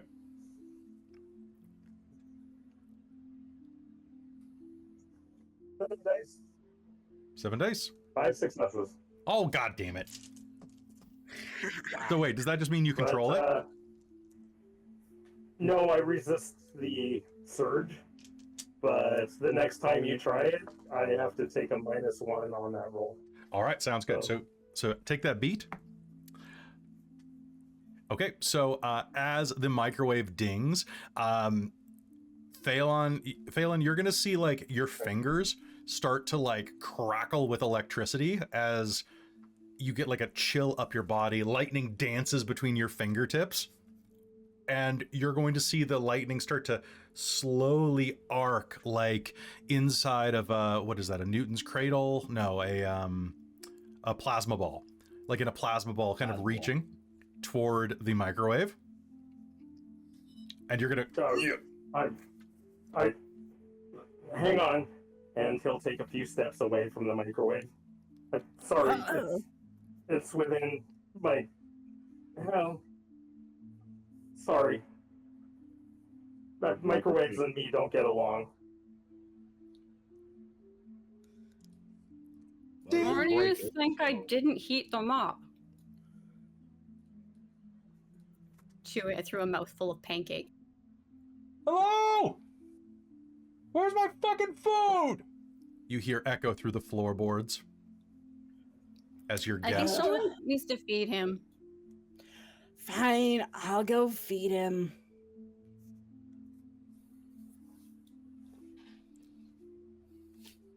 And Is it- I would like to I'm just gonna activate upend the rest my What'd you say, James? I was gonna upend like the container of pancakes like onto a big plate and just Mhm. like drop it in the middle of the table and then just like grab a set of forks and we're just gonna all stab at them. That sounds good. All right, Or at least he's gonna start stabbing at it. perfect. We love some stabbing on this channel. So stabbing at those, you're gonna start mowing through. Robin, what are you doing? I would like to activate my telekinesis to just grab some pancakes to go down to him. All right, couple. And I Let's guess go ahead and roll it. movement. Roll your telekinesis. All right, I'm gonna only do level 1 at this point, magnitude 1, because I can just grab things. Okay.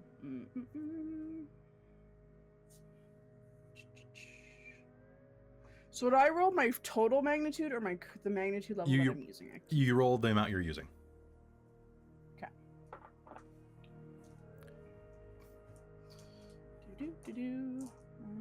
Okay.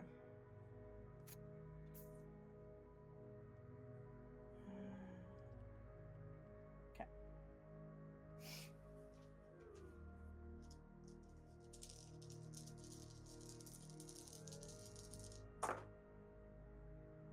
Oh, that's 1 success. All right, 1 success, and roll your scar. Scar does the same. So scar is it's the same idea. So it's the same magnitude, but you use your resolve.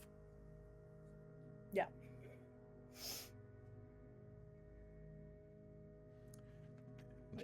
Checking my quick Goodness. chart here.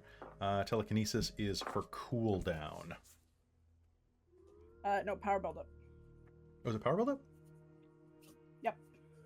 The wrong thing on my sheet cheat sheet.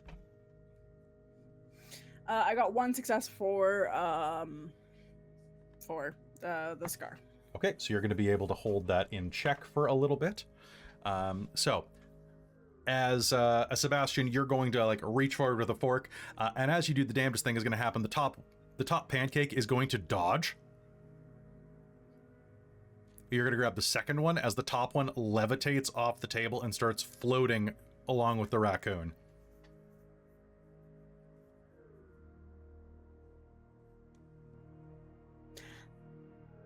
I'm gonna go feed our guest. So he'll shut the fuck up.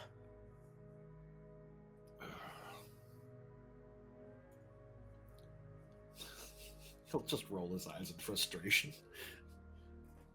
All right. Is anyone else getting in on these pancakes, or I'm just going to go right through them? I'm gonna have another one. You'll hear Phaelon's stomach grumble across the room. Perhaps save me some of the syrup. I can't eat. Do you just like plug in? He'll reach under his chin and pull out a small tube. Oh, I think shit. Saturday, through a mouthful of pancake, mumbles like, "Poor bastard," quietly. I recall what pancakes taste like. With alarming accuracy. Maybe we should get a blender. They make forks. Forks are kind of the same thing.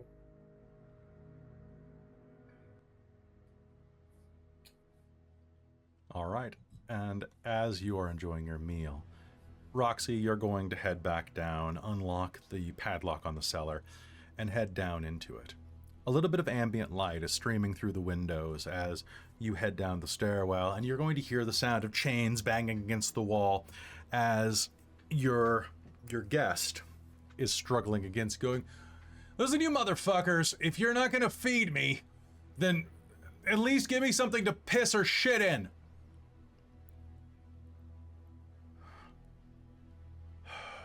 Swear to God, you... And he looks over and sees you. Ah, shit. It's you. Hi. How's it going? RXYK7G, nice to see you again. I go by Roxy now. My bad. Is that Listen, flying pancake for me?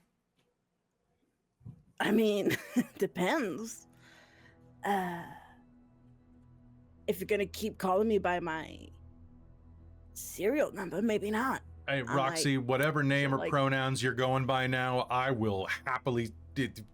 I can look whatever you need to make you feel comfortable. I'm not that kind of guy, you know. Like I'm big in alternative lifestyles, and you got about the most alternative that I could imagine. Yeah, I'm just a guy. I'm just. because of the people you work for. Well, I don't. You know, it's everybody needs a job. You know. Hmm. Maybe you don't. Like, look, humans need jobs because, you know, they got to feed their family. Do you have a family? Yeah, you have a family, Roxy. Remember? I have a family. They're all in cages. Getting hooked up to probes and shit. Tortured. Well, and I didn't put him there, Roxy. Okay, I'm here just trying To bring me back. Well, obviously that was a fucking mistake. The boy, yeah, you fucked up. Real bad. I didn't expect you to get your hands on my trank gun. No. It's a very nice gun. Thank you. It's named Sally.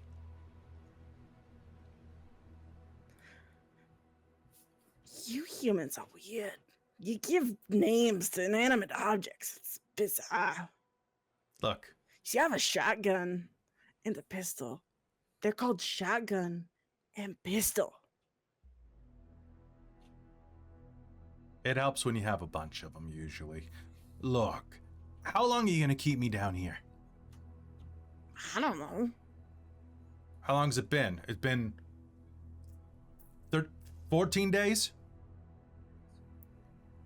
They're gonna Sure. start looking for me soon, okay? Wait, you think they haven't started looking for you after 14 days? How important were you?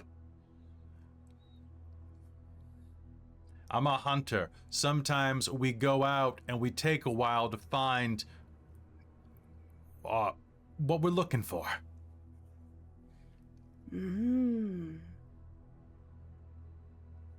We can All right. Look, we can end this peacefully, okay? Look, you can just let me go. Oh, And you can and you'll lead them right back here. I don't know where you go after here. Well, yes, but you see, we're saving up because, as you said, you need money. Weird currency. We don't have that yet, so we can't go anywhere until we get enough. You could use my bank. So- You could use my bank card. Take it. The pin is 1773.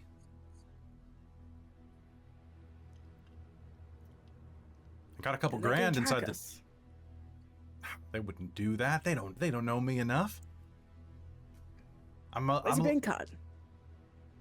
It's in my pants over there. Speaking of which, can I have a blanket or something? I've just been shitting in my briefs for the past week.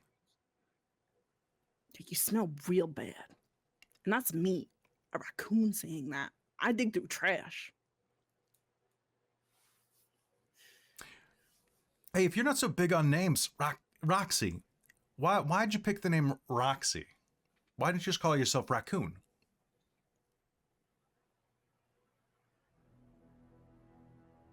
I mean, I don't know. Someone call me Roxy. Just stick with it. See if You they like kill me having a enough. name, Roxy? Oh. Sure.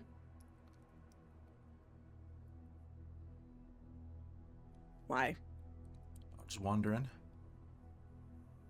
Oh. My name's Wyatt. Nice to meet you, Roxy.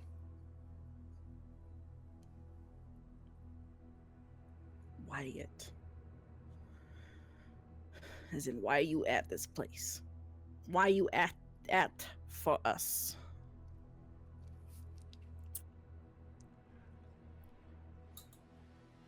Why is it worth it?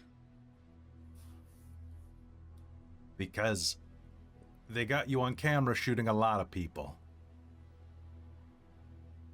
They don't want you hurting anybody. And hey, if you're not going to hurt anybody, I got no reason to bring you in. You're just a harmless Roxy.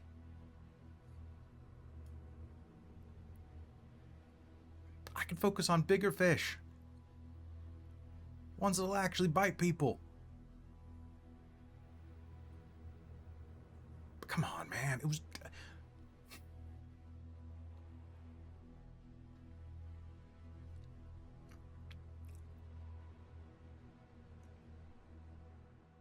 Now, you wouldn't lie to me, right? What good would it do? I wouldn't get any pancakes then. That's true. I mean, you could try and lie, but I can read your mind. Please don't read my mind. That's That's not polite. Boy, you think they taught me politeness? I mean, I figured that you were trying to become more of a person. You know? Well, that's extremely, humanist. Saying they get better. I'm an ignorant human. What do I know? Huh? Can I have that pancake and maybe like a bucket?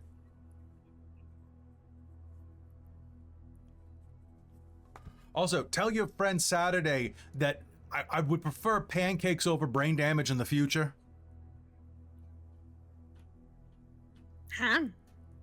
She came down and put me in a sleeper hold earlier because I was trying to get some food because you forgot to feed me yesterday.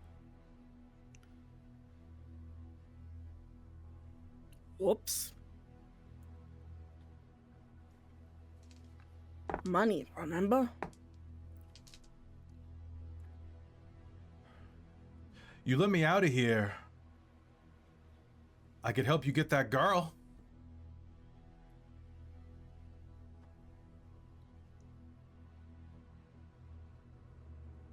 The one you're moving over?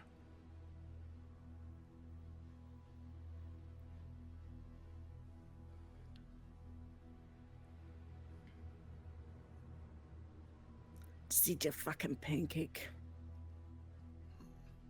She'll whip him in the face with a pancake. Oh, God damn it.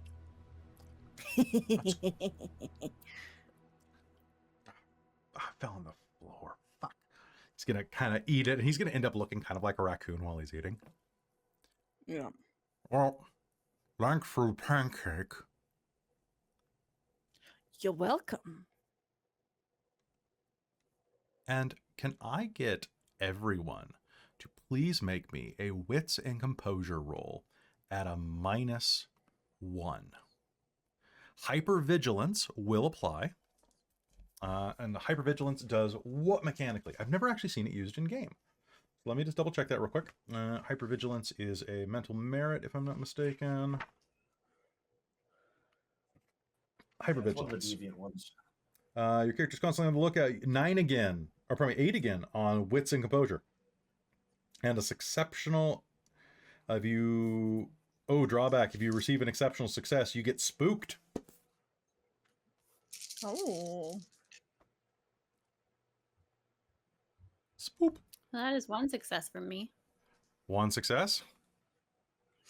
Does this have anything to do with Hearing. him being... Nope. Has nothing to do with him. Okay. Okay, cool. Because otherwise I have Predator's Cunning, so that affects my opponent, but which I would think would be him at this point. All right. So, Sebastian, how many do you get? Bad luck for me, nothing. Okay, nothing. Phaelon. Not a critical fail. Oh, actually, wait a minute. I have a 1. I guess I did. So, no. That is only if you had 0 dice. Yes. Unless you would like to gain a beat by critically failing this roll. Sure. Why not? All right, add a beat to your total. Let's do it. Cool. All right, Phaelon, what'd you get? I rolled 4 successes, and then one of them was a 10.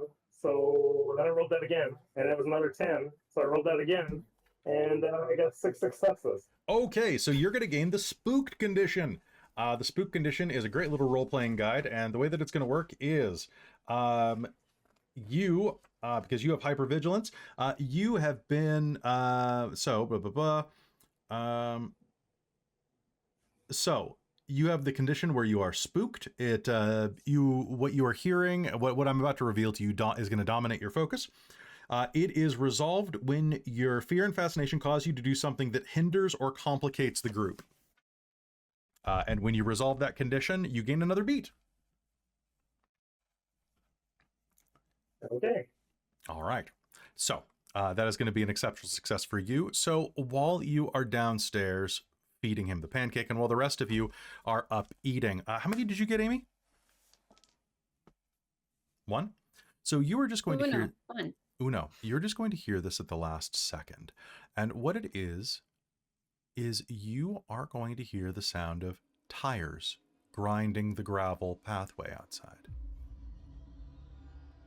Phaelon, you are not only going to hear this, but outside of the cabin, as night begins to fade, you are going to hear and see headlights.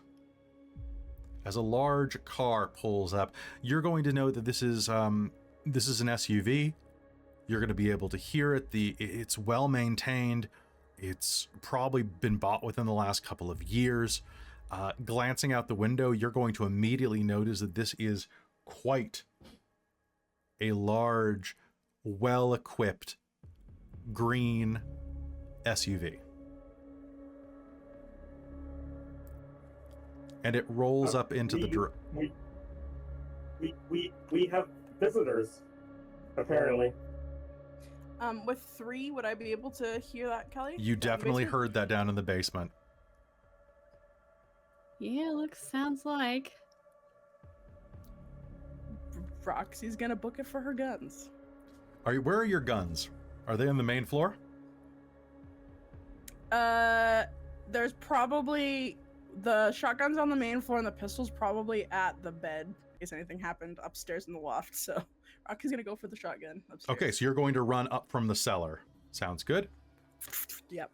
All right, so as you do that, Phaelon, you and Roxy are going to hear the sound of ding, ding, ding, ding, ding, ding, ding, as the front door opens of the car. Phaelon, you're going to hear the voices coming from inside and are going to be able to make out what they're saying as Roxy is rushing up through the open front door.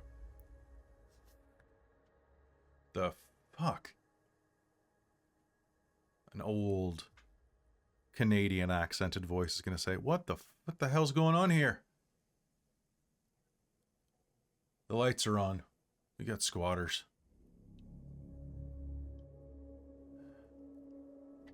Cops aren't going to come in time.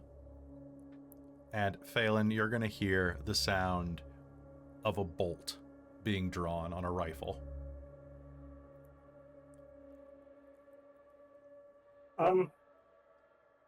Violence. Incoming violence.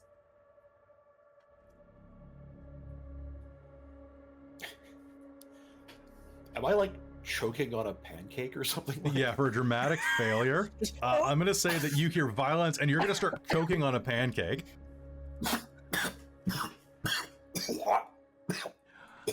All right, you piss ants. I know what you're doing in our cabin. I'm going to give you the count of 10 to get your asses out here and give up, or else I'm coming in, and 3 of us are loaded for bear. 5. So I know that Saturday is going to quickly and stealthily get up in essentially get up onto if there's a cabinet or something that she can just hoist herself up onto. I figure she can do that pretty quietly with her combination of parkour, athletics, fleet of foot, and easily. I'm not even going to make you roll for that. Okay, so she's just going to perch up on top of a cabinet near. I figure there's probably one near the doorway. Oh yeah. Maybe for cloaks or I don't know, like depending on the type of cabin it is. Yeah, there's It's not built in. there's a coat cabinet there. Freestanding one. Okay, cool. So she's gonna be perched on top of that, ready to spring, and has a knives out, and is very, very quiet. 5, 4, Let me go talk to him. Let me go talk to him. 3. Roxy's I gonna feel be I'm gonna run activate over to the door. brachiation. Okay, activate brachiation. Make me the roll. Mhm. So, I'm gonna spider climb on the wall. sounds good. Go ahead and make that roll and tell me if tell me what happens with the scar. So, Sebastian, rushing up to the door. What do you do? I'm gonna open up the door and be like, just basically like put my hands up. Please don't shoot. Please. Listen, I don't want any trouble. I'm gonna take a peek outside and see what's actually out there. Okay, you see that there's an SUV parked in the driveway. There are 3 men. 2 of them are in their 60s. One of them is about 40. Kind of looks like the guy that's behind the wheel, probably his son.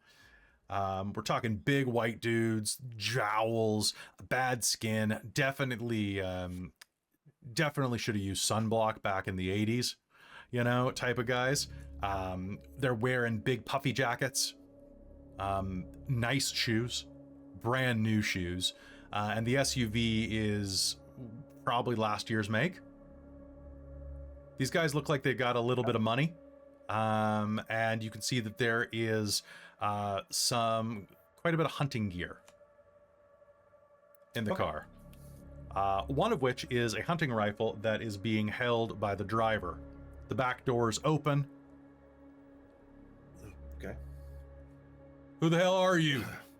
Hey. My name's Winston. It's Winston.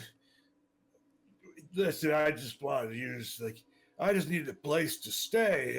I ain't been so well recently. And I'm going to start, come out of the cabin, and I'm just going to, slowly, just try to be as, I would actually try to, shrink down a little bit and just kind of start moving towards them. Are you going to use your power to shrink?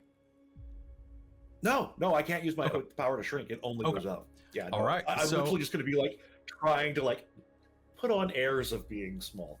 Sounds good. All right. So as you're doing that, what I want you to do is make me a presence plus subterfuge roll. And Phaelon, what are you doing? Probably standing inside with hands up and looking around at everything, and then eyeballing the microwave and potentially trying to move close enough to it that he could grab it if he had to, and, well, use it as some sort of offensive weapon. So how many times can I try to take control of your power? Once per scene. Damn. But that doesn't mean that I can't use the power. Okay. Sounds good. You know what? I have 2 hurt them mores, Mike. You're pretty nervous right now. I would almost say spooked. Yeah, I would almost say spooked. All right, so Phaelon, as you're kind of hiding by the microwave, Sebastian, what'd you get on your perception, or pardon me, on your subterfuge roll? Oh, 0. 0? Absolutely 0. I think. Yeah. Listen, boy, you've come close enough. I don't care your personal circumstances. I don't know why I'm going Southern, because they're hunters. I should be going Canadian. I don't know your circumstances, but I don't need you any closer to me. This is our cabin. I'm gonna keep closing. I'm just gonna be like, please, man, I don't want to be hurt. You get down right now. You see the rifle raise. It shakes a bit. You're about 15 feet away at this point. I'm going to charge and try to close the distance on the guy with the gun. And look at our private chat. Mike, are you doing it? Yeah, I'm going to. Let me roll a bunch of dice. All right, roll a bunch of dice. And I would like. Everyone grabs hold of the microwave, and there's just this massive power surge that shoots down the microwave and probably back up the hydro line. And, well, there's a cascade of electronics in the area. Beautiful. We love it here. See Roxy's fur is just all like poof. All right. I would like everybody here to roll me initiative, please. Initiative in this is you're going to roll a Let's d10, go. and then you're going to add your initiative modifier. Okay. Ooh, these guys rolled pretty well. Do 10s reroll? 10s on reroll. initiative, or do you have to have a specialty? Nope. Ooh. Okay. And these are dumbass city boys. So let me pull dumbass city boy stats.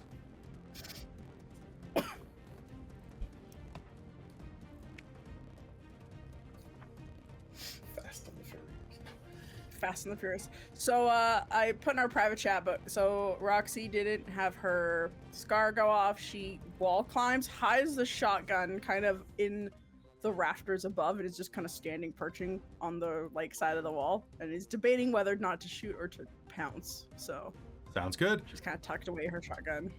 All right. And Mike, when you have a sec, to roll me a d10 and tell me what you get. I'm already up to 10 successes.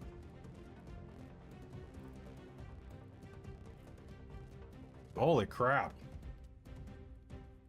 For initiative? No, for his power use. No. Oh, crud. Oh, no. Okay. All of So the BC what? just goes out. I mean, hope probably flickers for a moment. Yep. Holy crap. This is ridiculous. I can see why you guys are being hunted now if you can do crap like this. Yeah, and for initiative, I got 2 plus my Your mod, whatever that is. Okay. All right. So, looking at initiative right now, what we have is we have Saturday, then we have Roxy, then we I'm have at 7. 7. Okay. Then we have what's your initiative modifier, James? 5. Okay. Well, that sucks for them. Then we've got Sebastian. Then we've got Terry.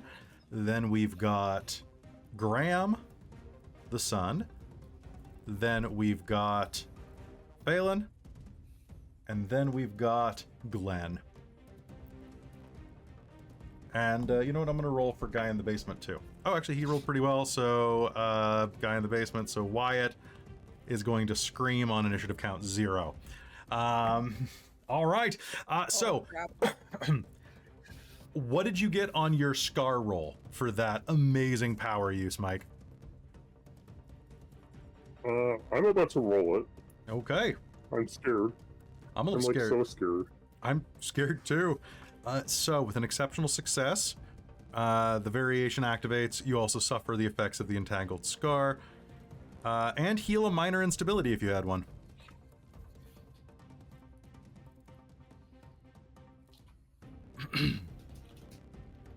And I believe you all start with a number of instabilities equal to your highest magnitude, but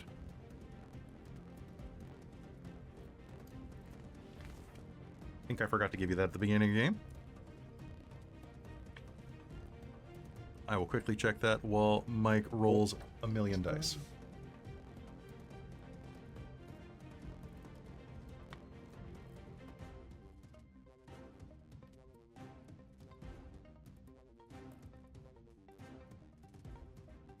So that's 3 successes with the scar. Okay, so activating the scar, that means that you're going to neutralize the effects. Okay, so what is going to happen is Sebastian is going to rush forward, and Sebastian, as you rush forward, all of the lights are going to go out. Inside of the cabin, outside of the cabin, the car's battery is going to be completely drained as this wave expands out. The only light in this place is Phaelon's head. So rushing out into the pitch black, there's going to be a gunshot that's going to go wide, just a reflexive, startled one. It's not going to hit you. It's going to go wide. And you were acting before initiative, so I'm going to give you an advanced action. So what are you going to do? If I can, I want to run over, just grab onto the guy's gun, and then just boot him in the middle of the chest. Just Wham! All right, so make me a strength and brawl roll. I'll let you make the strength and brawl roll to grab the gun without any penalties because the lights are just going off. Okay. Would this grappling count for this? Yes, it would.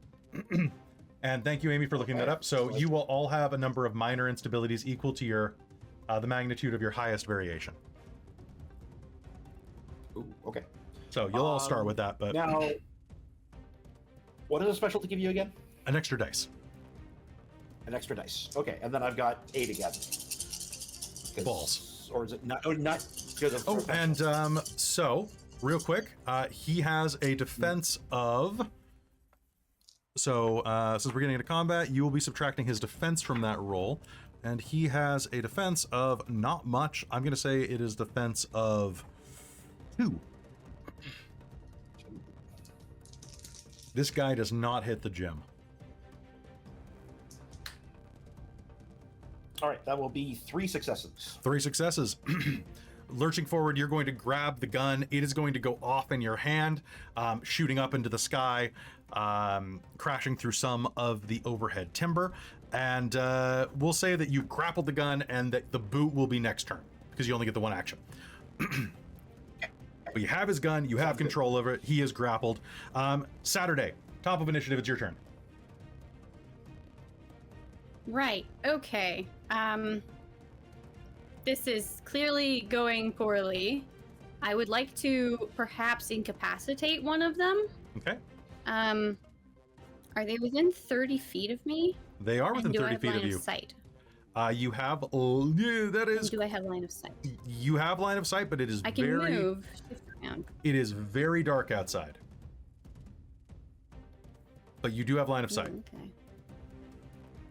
Okay. Because I do have a... I took some of the lashes, the ones that let you attack with your powers. So, looking at this... Okay, so this one is forceful, so it can knock down, and it also has a stunning. So in the feature. dimness, we're gonna say that it's. So I said it's about 9 o'clock at night, so it's getting really dark outside, and you pretty much are going to be able just to see by moonlight outside. However, you were just in the light, so you're going to be very dark.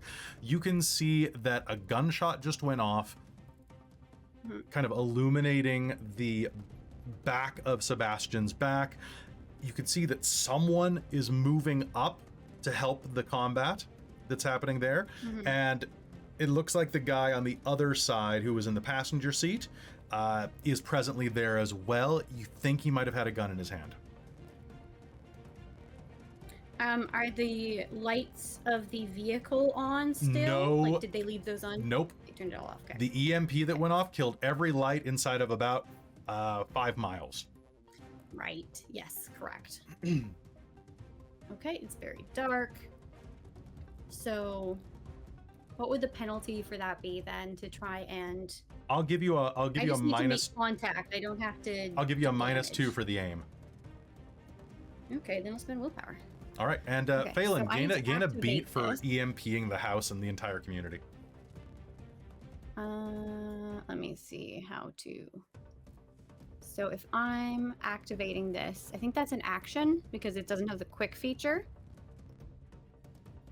So I probably can't actually use it until next round. But she is getting ready to do ranged attacks. All right, sounds And good. So you're going to it's start keeping cover. charging it up. Yeah. Basically, she just like produces a funky, like, weapon of energy. Okay. It So doesn't you'll, glow. so you'll but start. It is just Oh, it probably does glow. You're electric, right? no. Oh, She doesn't do electricity. what kind of energy are No. you? Absolutely anything it could be. They're like, it could be fae, it could be like vampires, what is- it could what be is ghosts, yours? it could be. So I was thinking it's probably some sort of funky, because her big thing was healing. She is like, plug her into somebody or like essentially drain her to heal someone with a miracle cure. So might just be like a blood spear. Okay, so something. perfect. All right, so you start charging up your blood lash, and that's going to be your turn charging that up. So that does not activate this round. Do you have to roll this round? I think so. All right, wait, because it's activated, and then there's a roll for attacking with it, which is separate. Okay, so that means you'll pull it out, and then you'll be able to use it next round. So let's do the activation roll. Yeah. So it's physical. Okay, so you're going to be using your Scar Finesse. So that'll be your dex, plus your, and here's the fun part, plus the magnitude, plus your 1 dot of acclamation, because you're the only one who bought it. Yes. Yes. So that's 6 dice to activate. Yep. All right. And while you're doing that, Mike, you are no longer spooked. Add a beat for clearing that condition, because you nuked all the power, which is going to definitely de-spook you. All right. Sorry, my bad. Yeah, it's okay. All right, 1 success on that. And let's do your Scar resistance roll. So that's going to be your stamina plus acclamation plus magnitude. Oh, pardon me. It's not plus magnitude. It's just resistance plus acclamation. Minus any instability penalties. Which I was just looking at that. Yeah, I think we were doing it slightly wrong before. But so instability penalty is... I wish they put instability stuff all together. It said. Yeah, I'm just checking it right now.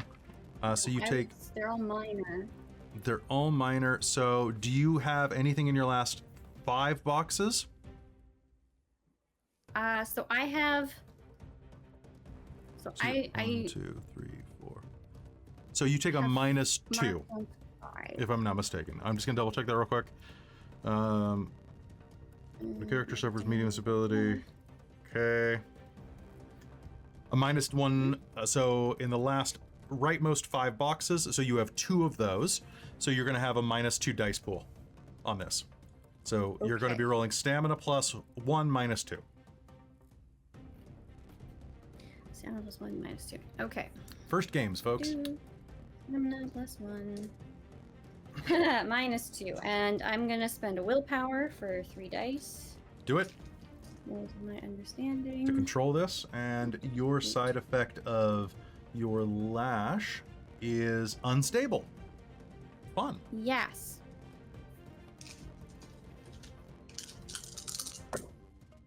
So that's 1 success. So 1 success activating and 1 success for the resistance. All right, you'll activate it and be able to control your blood lash. Roxy, it is your turn. You have ran up and grabbed the shotgun, potentially out of the cabinet or next to the cabinet that Saturday is summoning a blood lash into their hand at.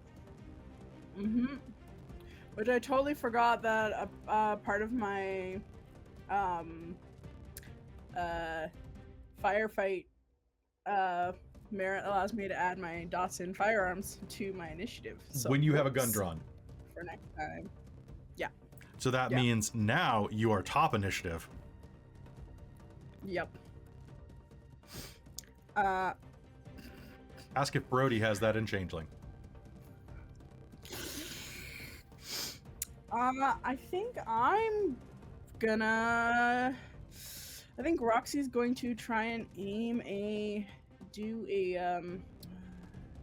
let's see the thing. I think I'm gonna use the suppressive fire. Suppressive fire. Yep. Try not to kill, but maybe to distract as well. That sounds pretty good. All right, suppressive fire. That is the regular combat maneuver, right? So it's the part of the firefight effect. Okay. It's the dot. Because there's also a suppressive fire in the rules as well.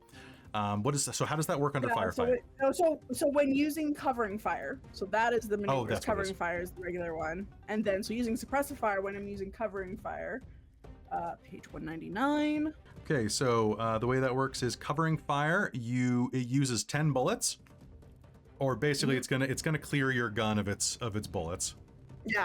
Yeah, it's a shotgun, so let's just say it clears the gun. Trying to... Yep. So, and then on their next turn, they must either take cover,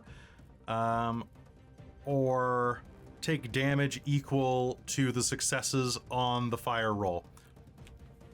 Okay. Mm. So that's cute. I like that. Can you go ahead and Yeah. give me your dex and firearms roll then? Cool. And what does the merit allow you to do there? So when doing that roll, Your character, your opponents cannot benefit from aiming against me, and I can apply defense against incoming firearms attacks. ooh, beautiful. In addition to any cover bonuses.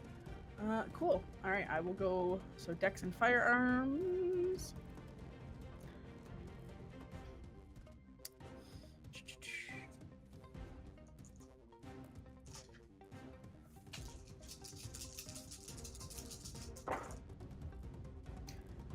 Oh boy.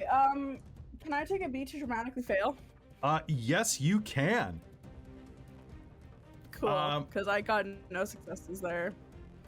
All right, so quick question, and I need before I decide what I'm going to do, I need to know, James, you're fluctuating. When does that go off? Your fluctuating star. So that goes off. That goes off once I turn it on. I have got a my variation is controlled.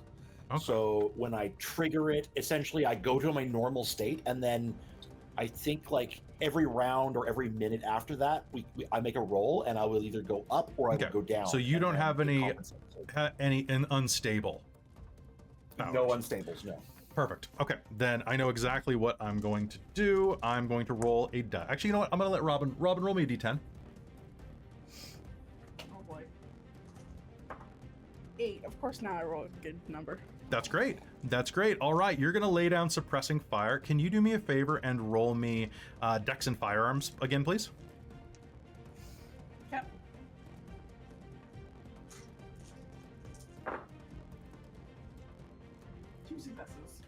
Two successes. All right. And do you remember that with a shotgun you have 9 again? Just so you know. Oh. With a chainsaw you have 8 again. Just so you know. Damn. Didn't roll into a success, so still 2. 2. Okay. And a shotgun's bonus is +4 or +3? +3, I believe. Sorry, let me just scroll. Yep, totally. All right. So you're gonna lay down suppressing fire, and you instead are going to hear a scream and a gurgle as you fire 3 shots into the side passenger window, exploding it and the man's face. Oh shit. You're gonna hear a man's death scream, and are going to hear, "Holy shit, Uncle Glenn!" And that's your turn. Sebastian, you're up. All right. So, having seen, so I'll see that. I'm just gonna chuck away the rifle and just turn this into a fist fight, if that's okay. Yeah, sure. Whoever is like closest to me, I just want to grab onto them and slam their head into a. You are already doing that, so you got enough successes that you can use the disarm maneuver as part of your attack. So what we're going to do is we're going to hop to grappling real quick, and I flipped right to it. That's beautiful. So grappling counts as an arm attack action. So you've already grabbed. All participants act on the highest initiative. The only action they can take is the grappling action. So we're going to make a contested strength and brawl roll between you and me, the 60-year-old man and the monster. Well, I mean, let's be fair. Terry is a monster, but he's a monster because of the number of layoffs he's done. Does he have any points of brawl? Yeah, you know what? He knows how to throw a punch. Okay. Cool.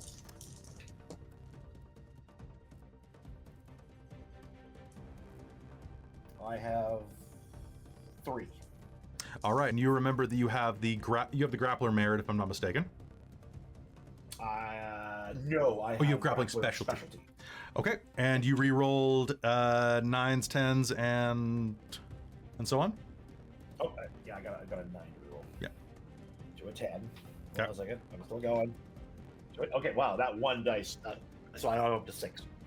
Okay, so you get to choose 2 grapple options: control weapon, damage, drop prone. With 6, you know what? I'll say that you can rip the weapon out of his hands as a freebie, or you can take it away from him for one of those successes. You can damage him. You can restrain him. You can drop him prone. What do? You get 2 choices. Oh, I get 2 of those? Because of the exceptional success. Yeah, I rolled 0. Oh, wow. Yeah, okay. And then sorry, should I take disarm as one of those? Nah, go ahead. You get it for free. All right, so I will do damage. I'm basically just going to smash his head and then, smack him in the face and then put his head into the back window of the thing. And so I'm going to basically do damage and then knock prone. Okay. So I need to know real quick. What are you hitting him against? I will hit him against I probably can't see too well, the side of the truck. The side of the truck? Okay, so you are going to deal 6 levels of damage to him. Okay. And what's your next action?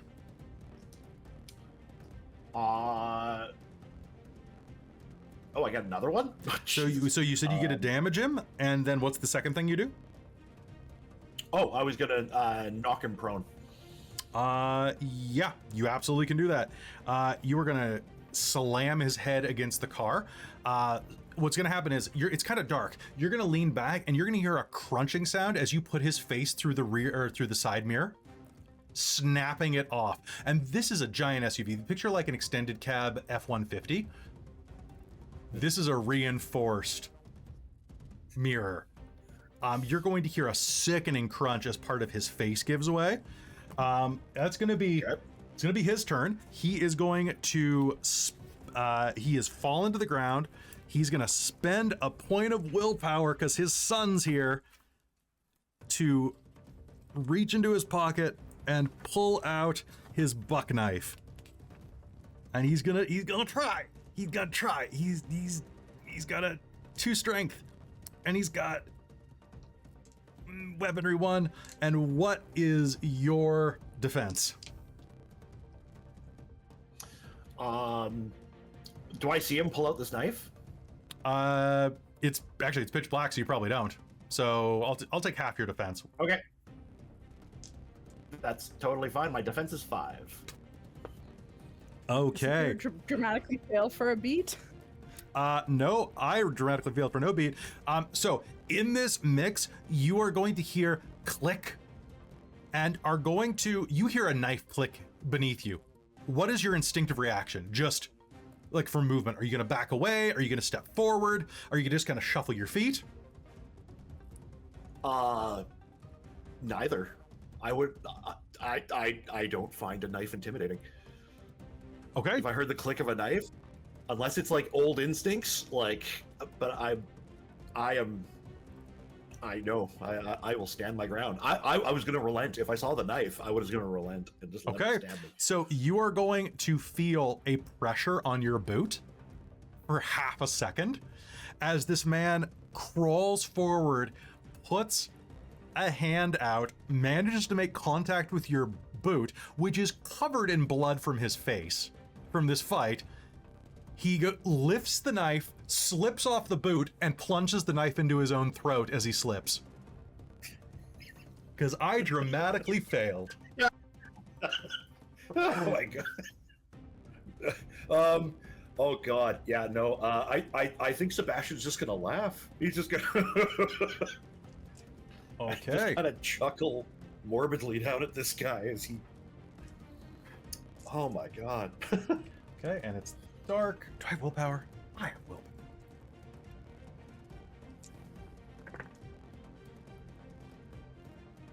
How did I fucking miss that? Dad! You're gonna hear behind, and a shotgun is going to erupt at point blank range at you, Sebastian, lighting up the night. And for a second, you're like, did I get shot?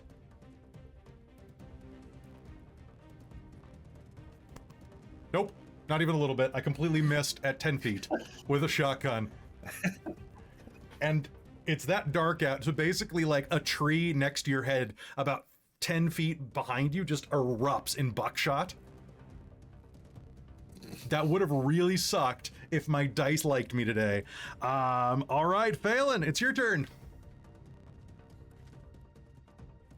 I'm going to probably have to do a resistance roll. Otherwise, you get to start firing shots at people. Because I'm like a lightning rod right now. Yeah, you are. All right, so you're going to see a little ball of electricity starting to glow. Hey, there's a light on in the house, and it's Phaelon.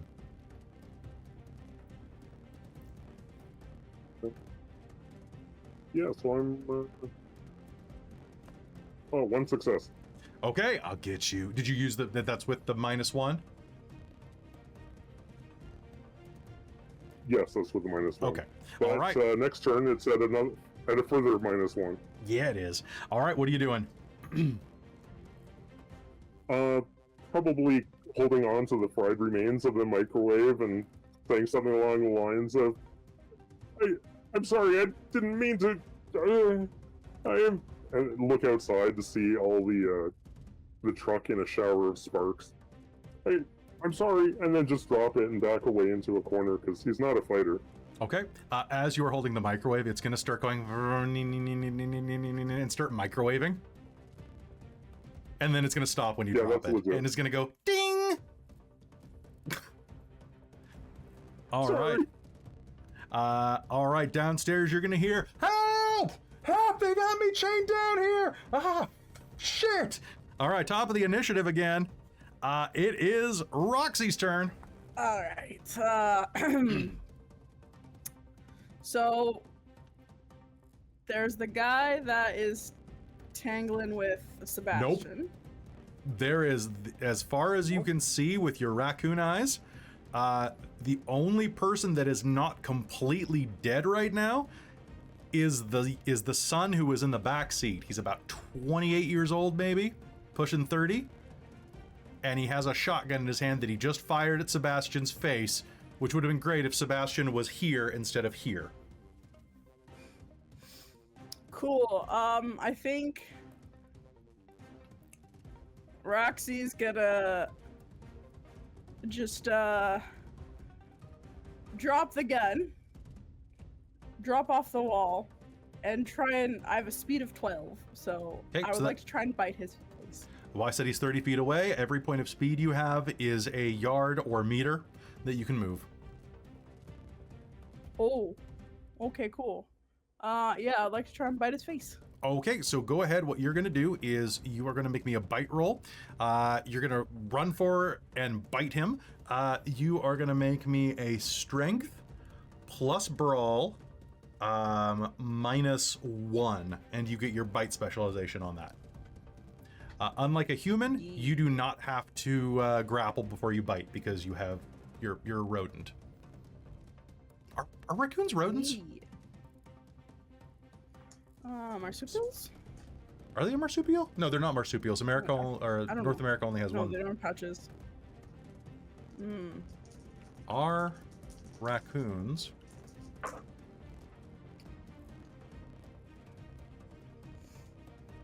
they're actually part of the Prosinoid genus.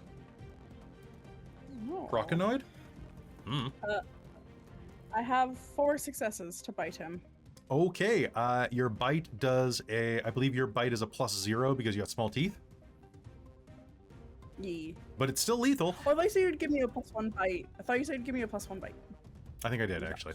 Yeah, well, raccoons will mess you up, so that makes sense. Okay, so that's going to be 5 levels of lethal damage on Graham. As you start tearing his face up, ripping it apart. He's going to start screaming and clawing at your fur with one hand. And Sadi, it's your turn. What's up, Saturday? Yeah, we're gonna go and try and... Well, I feel like perhaps the raccoon has it covered. This is bad. This is a lot of bodies. But yeah, we're gonna hop down and we're gonna try and stun or knock out the guy that is being having his face bitten off. All right, sounds good. Go ahead and make me your power roll. So you're going to be at a -2 because of the darkness, but everything, or not power roll, your attack roll with this. Yeah. So for me, how this works? Where I literally just had it. Where are you? No. Oh, sorry. It's okay. It is the... Ah. Okay. So this is ranged. I need to be within 30 feet. Yep, you can get there really easy. Yeah, and so this, if it hits, it inflicts the knockdown tilt, and also stunned tilt. It does both. Knockdown and stunned if it hits. Okay. And it says it's dexterity plus athletics minus the target's defense. Yep, his defense is going to be 0 right now because he is distracted and can't see you coming. That makes sense. Okay, dexterity plus athletics. And I don't have to subtract anything for defense. Nope, just Now, this does not do damage, it just applies those tilts. Okay, sounds good. Oh my fuck. Sorry.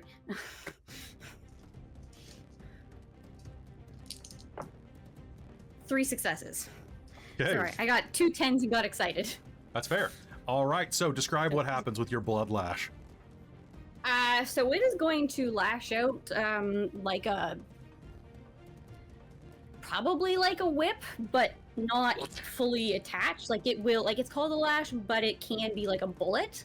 So this is like essentially just like a releasing it, and it will just essentially, with all the force of just a, like, you know those like, I'm trying to put it's like that it's got weighted ends, and then it's got like a rope sort of thing, and it like knocks you down, or it's like really weighted. Is kind of what I imagine. It probably surround like, yeah. It probably wraps around and then just knocks them down and heavy impact. So stunned and knockdown. All right. Stunned and knocked down, you're going to hear... And... The guy is going to go down hard, collapsing on the ground, stunned as this raccoon tears away at his face. Is anyone else doing anything? I think Saturday's gonna look at the bodies and the license plate and check to see if any of them have, well, I know the power's out, but phones or, etc. So, take their effect. what you will find is inside of the car, there are several glow sticks. Like big industrial, like hunting glow sticks that you can crack in the meanwhile. Shedding some light around the area, you are going to be able to see that there is a lot of carnage here. One guy has his face completely torn off and is bleeding profusely onto the ground. Another has stabbed himself through the throat. Ew. A third has been shot and is on the verge of death. Oh, can I? Oh, I don't know if I want to spend the worry about aggravated trying to heal that.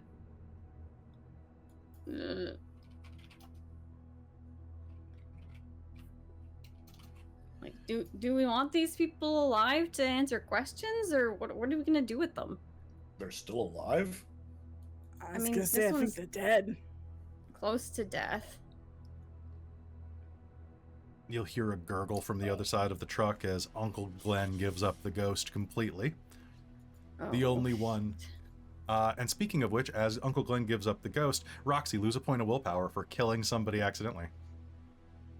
Yep.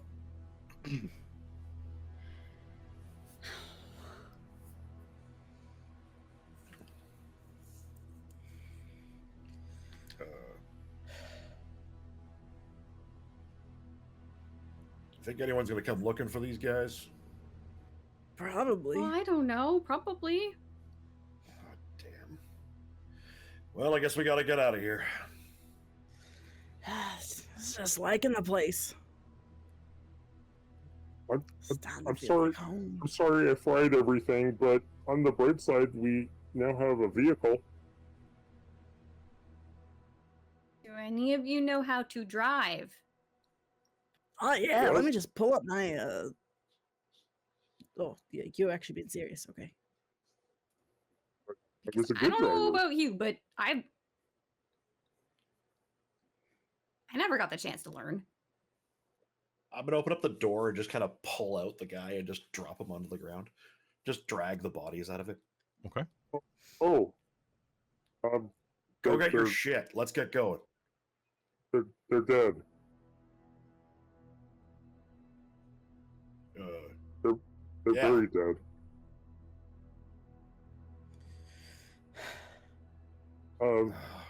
I'll go start the vehicle, shall I?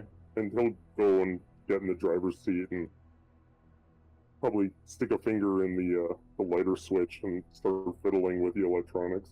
Okay. What are we gonna do about our friend in the cellar?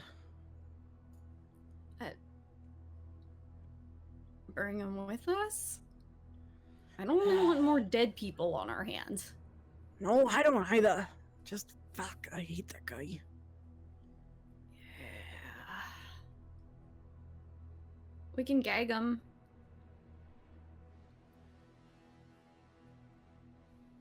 There's an idea. Maybe we should hose him down first. He kind of stinks. Yeah. Oh yeah, requested a bucket. Shit. Are we seriously considering keeping him? Well, we can't just let him go.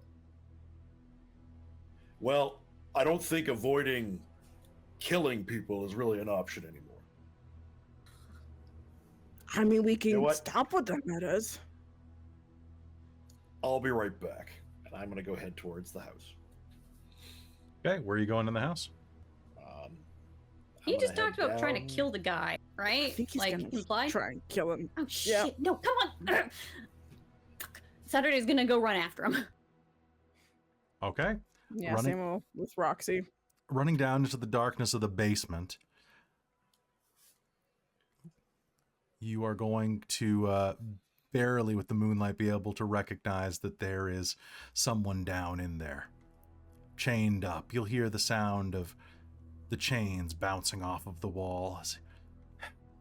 Hey, little help over. Ah, shit. Hey, man, I don't want any trouble with you. I just want to get out of here, okay?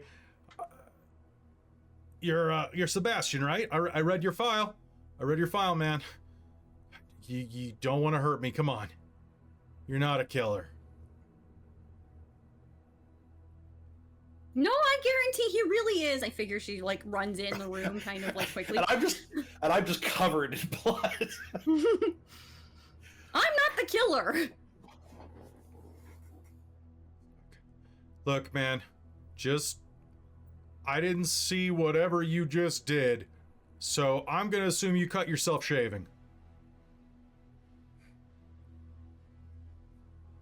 You see, we can't let you go, man. I mean, you could. Look, I can help you. I can help you. Like, I can help you. Nobody else in this world knows as much about what you're going through as me because, hey, I've read your files, okay?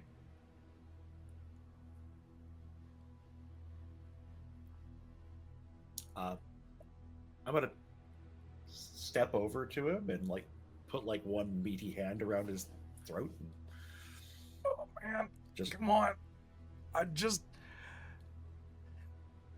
If you do this, it's not gonna go well for anybody. I'm fine here without a bucket.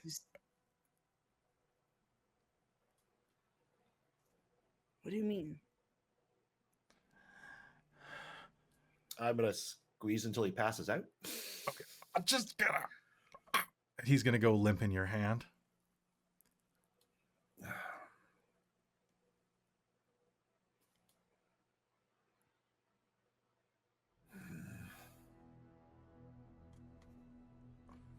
I don't want to goddamn kill him, but we can't leave him behind.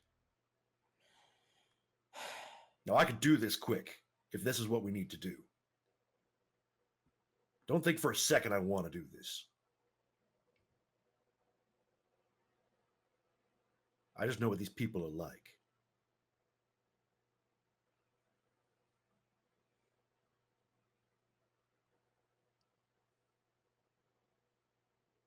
If you got He something to might say, be say it. useful.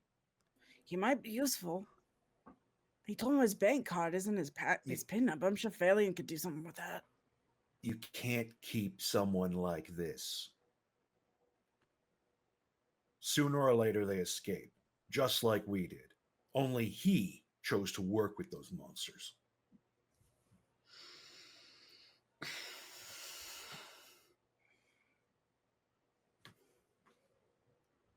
But those monsters are killing us. So if we kill, where else are those monsters? You think that's going to stop them from coming? And as Oh, you They're say going to that, come after us whether we kill or not. perfect. No. As you say that, all of you are going to hear something echo across the area outside the cabin.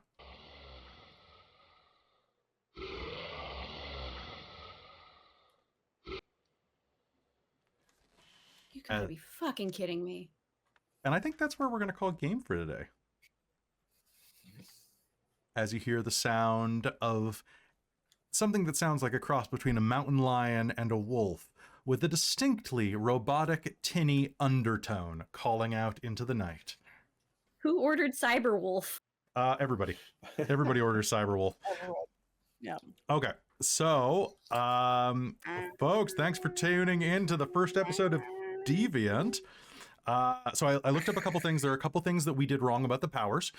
So, turns out you have a number of points of instability equal to 5 plus your acclamation only. And every point you have in the last 5 boxes gives you a -1 dice. So everybody is from the get-go throwing around very few dice for their scar rolls, for their scar resistances. So just something to be aware of. So your instability, you start with 4, which is your highest one. So yeah. So you have a -4 on all of your rolls, Roxy. But that means you just can't use any of your lower powers. Oh, it means you can only use the lower ones. What? Or it basically means that you can't use. No, because you use the magnitude plus It means that your finesse scars. attribute. It means your scars are going off constantly. Is what I'm saying. Yeah. So it's only for the scar roll, not for the power roll. Yeah, it's only for the scar roll. Okay, you said power, so I was like, I'm not going to use anything then. No. It's only for the. It's only to like, control your scars. You have to work at getting some of those put away, and then. So sorry. So you have your scar. Your stability starts off with your scar rating plus. That's it. Your it starts out your. You have stability plus acclamation in points. Yeah. So think of it like you got you're going to have 5 health boxes. If you have 4, if your highest variation is a 4 right now, you start off with that much in bashing damage in there. Is basically. Oh, okay. So I'm 4 out of 5. Okay. Yeah, and for every point you have in the last 5 boxes on the right, which, is 4 for you because you have 4 out of 5 total, you take that many dice in penalty on your scar rolls. Okay, you have to show me the right. And I'll show you. It'll make sense next game. Yeah. So, can I get how many beats everybody got in game today? Did anybody fulfill an aspiration? Okay, so Robin, Yes. Did you? Okay, so that's another +1. Okay, Robin got 4. How many did you get, Phaelon? I got 4. Jesus. Okay, Amy, how many did you I get? don't think I got any. None. What? Okay, I forgot to write down aspirations and I didn't dramatically fail anything. Okay, and James, how many did you get? I got, with my aspiration, 2. Okay, so that is God. Okay, because this is a short game, you are going to be ending this episode with 14 beats. So that's two full XP and 2 4 full beats. XP and 4 beats. Unless somebody Nice. buys one with the in the chat right now. So you'll be starting off with 14 beats. Damn, son. You guys are going to level up quick. Not bad. I did get 2 chat beats there, so there's still 1 more that could be bought to get you up to that next XP. All right, so folks, that is episode 1. Thanks for sticking through. We muddled around with the system a little bit, but now I feel a little more confident with it. We're going to be back next weekend. We're either going to be running at noon or at 1. I'll let you know a little closer to, just because I have some stuff in the morning that's going to be happening that weekend. But we got 3 more weeks of this. So I hope you enjoyed this and I hope you stick around. Be sure to go follow us for everything that we do here. A lot of great stuff happening here. As always, a big thank you to our patrons, because Patreon's what makes this happen. You can go join that right now to see a bunch of additional content. But you can also join the likes of my parents, Jan and Bob. You can also join Shaika and D Vermillion, our divine producer. Thank you, Lady Liliana. I see you in the chat. Just bought that extra one, so that's going to be 15 beats for a total of 3 XP. And I will save the Hurt the More for next session that was just bought. A big thank you to our demonic producer, Sorcerer Sanguine, our Wizards of the Patreon, Tammy the Forever Cleric, the Ink Goblin and Crush, Urquhart, our Monster Maker Soul Omen, and our High Council of the Patreon, Taryn, Dustin, Amberthist, Raven with Baubles, Chef Eladeth, Larouk, Kelowna Kurd, Mike Baxter, Brian Kaler, Nerdy Metal Gent, and our new member of the council, Scott Sudereth. Let me know what it is. But hey, thanks so much for everybody joining in. Thanks, Scott, for joining the Patreon. You should all join. We are only 16 people away from Lady Liliana / Christine having to run a Regency era D&D game where I will be Mr. Darcy the Orc. It'll be great. Who knows? We'll probably drag Amy into that too. We know Krista won't be able to avoid that game. It's Regency. You know she'll be there. But hey, thank you so much. And Mike, thanks for doing the graphic design for this episode. It is great to get you doing some more World of Darkness stuff. And I hope you all had a great time. We will see you very soon. Bye, everybody.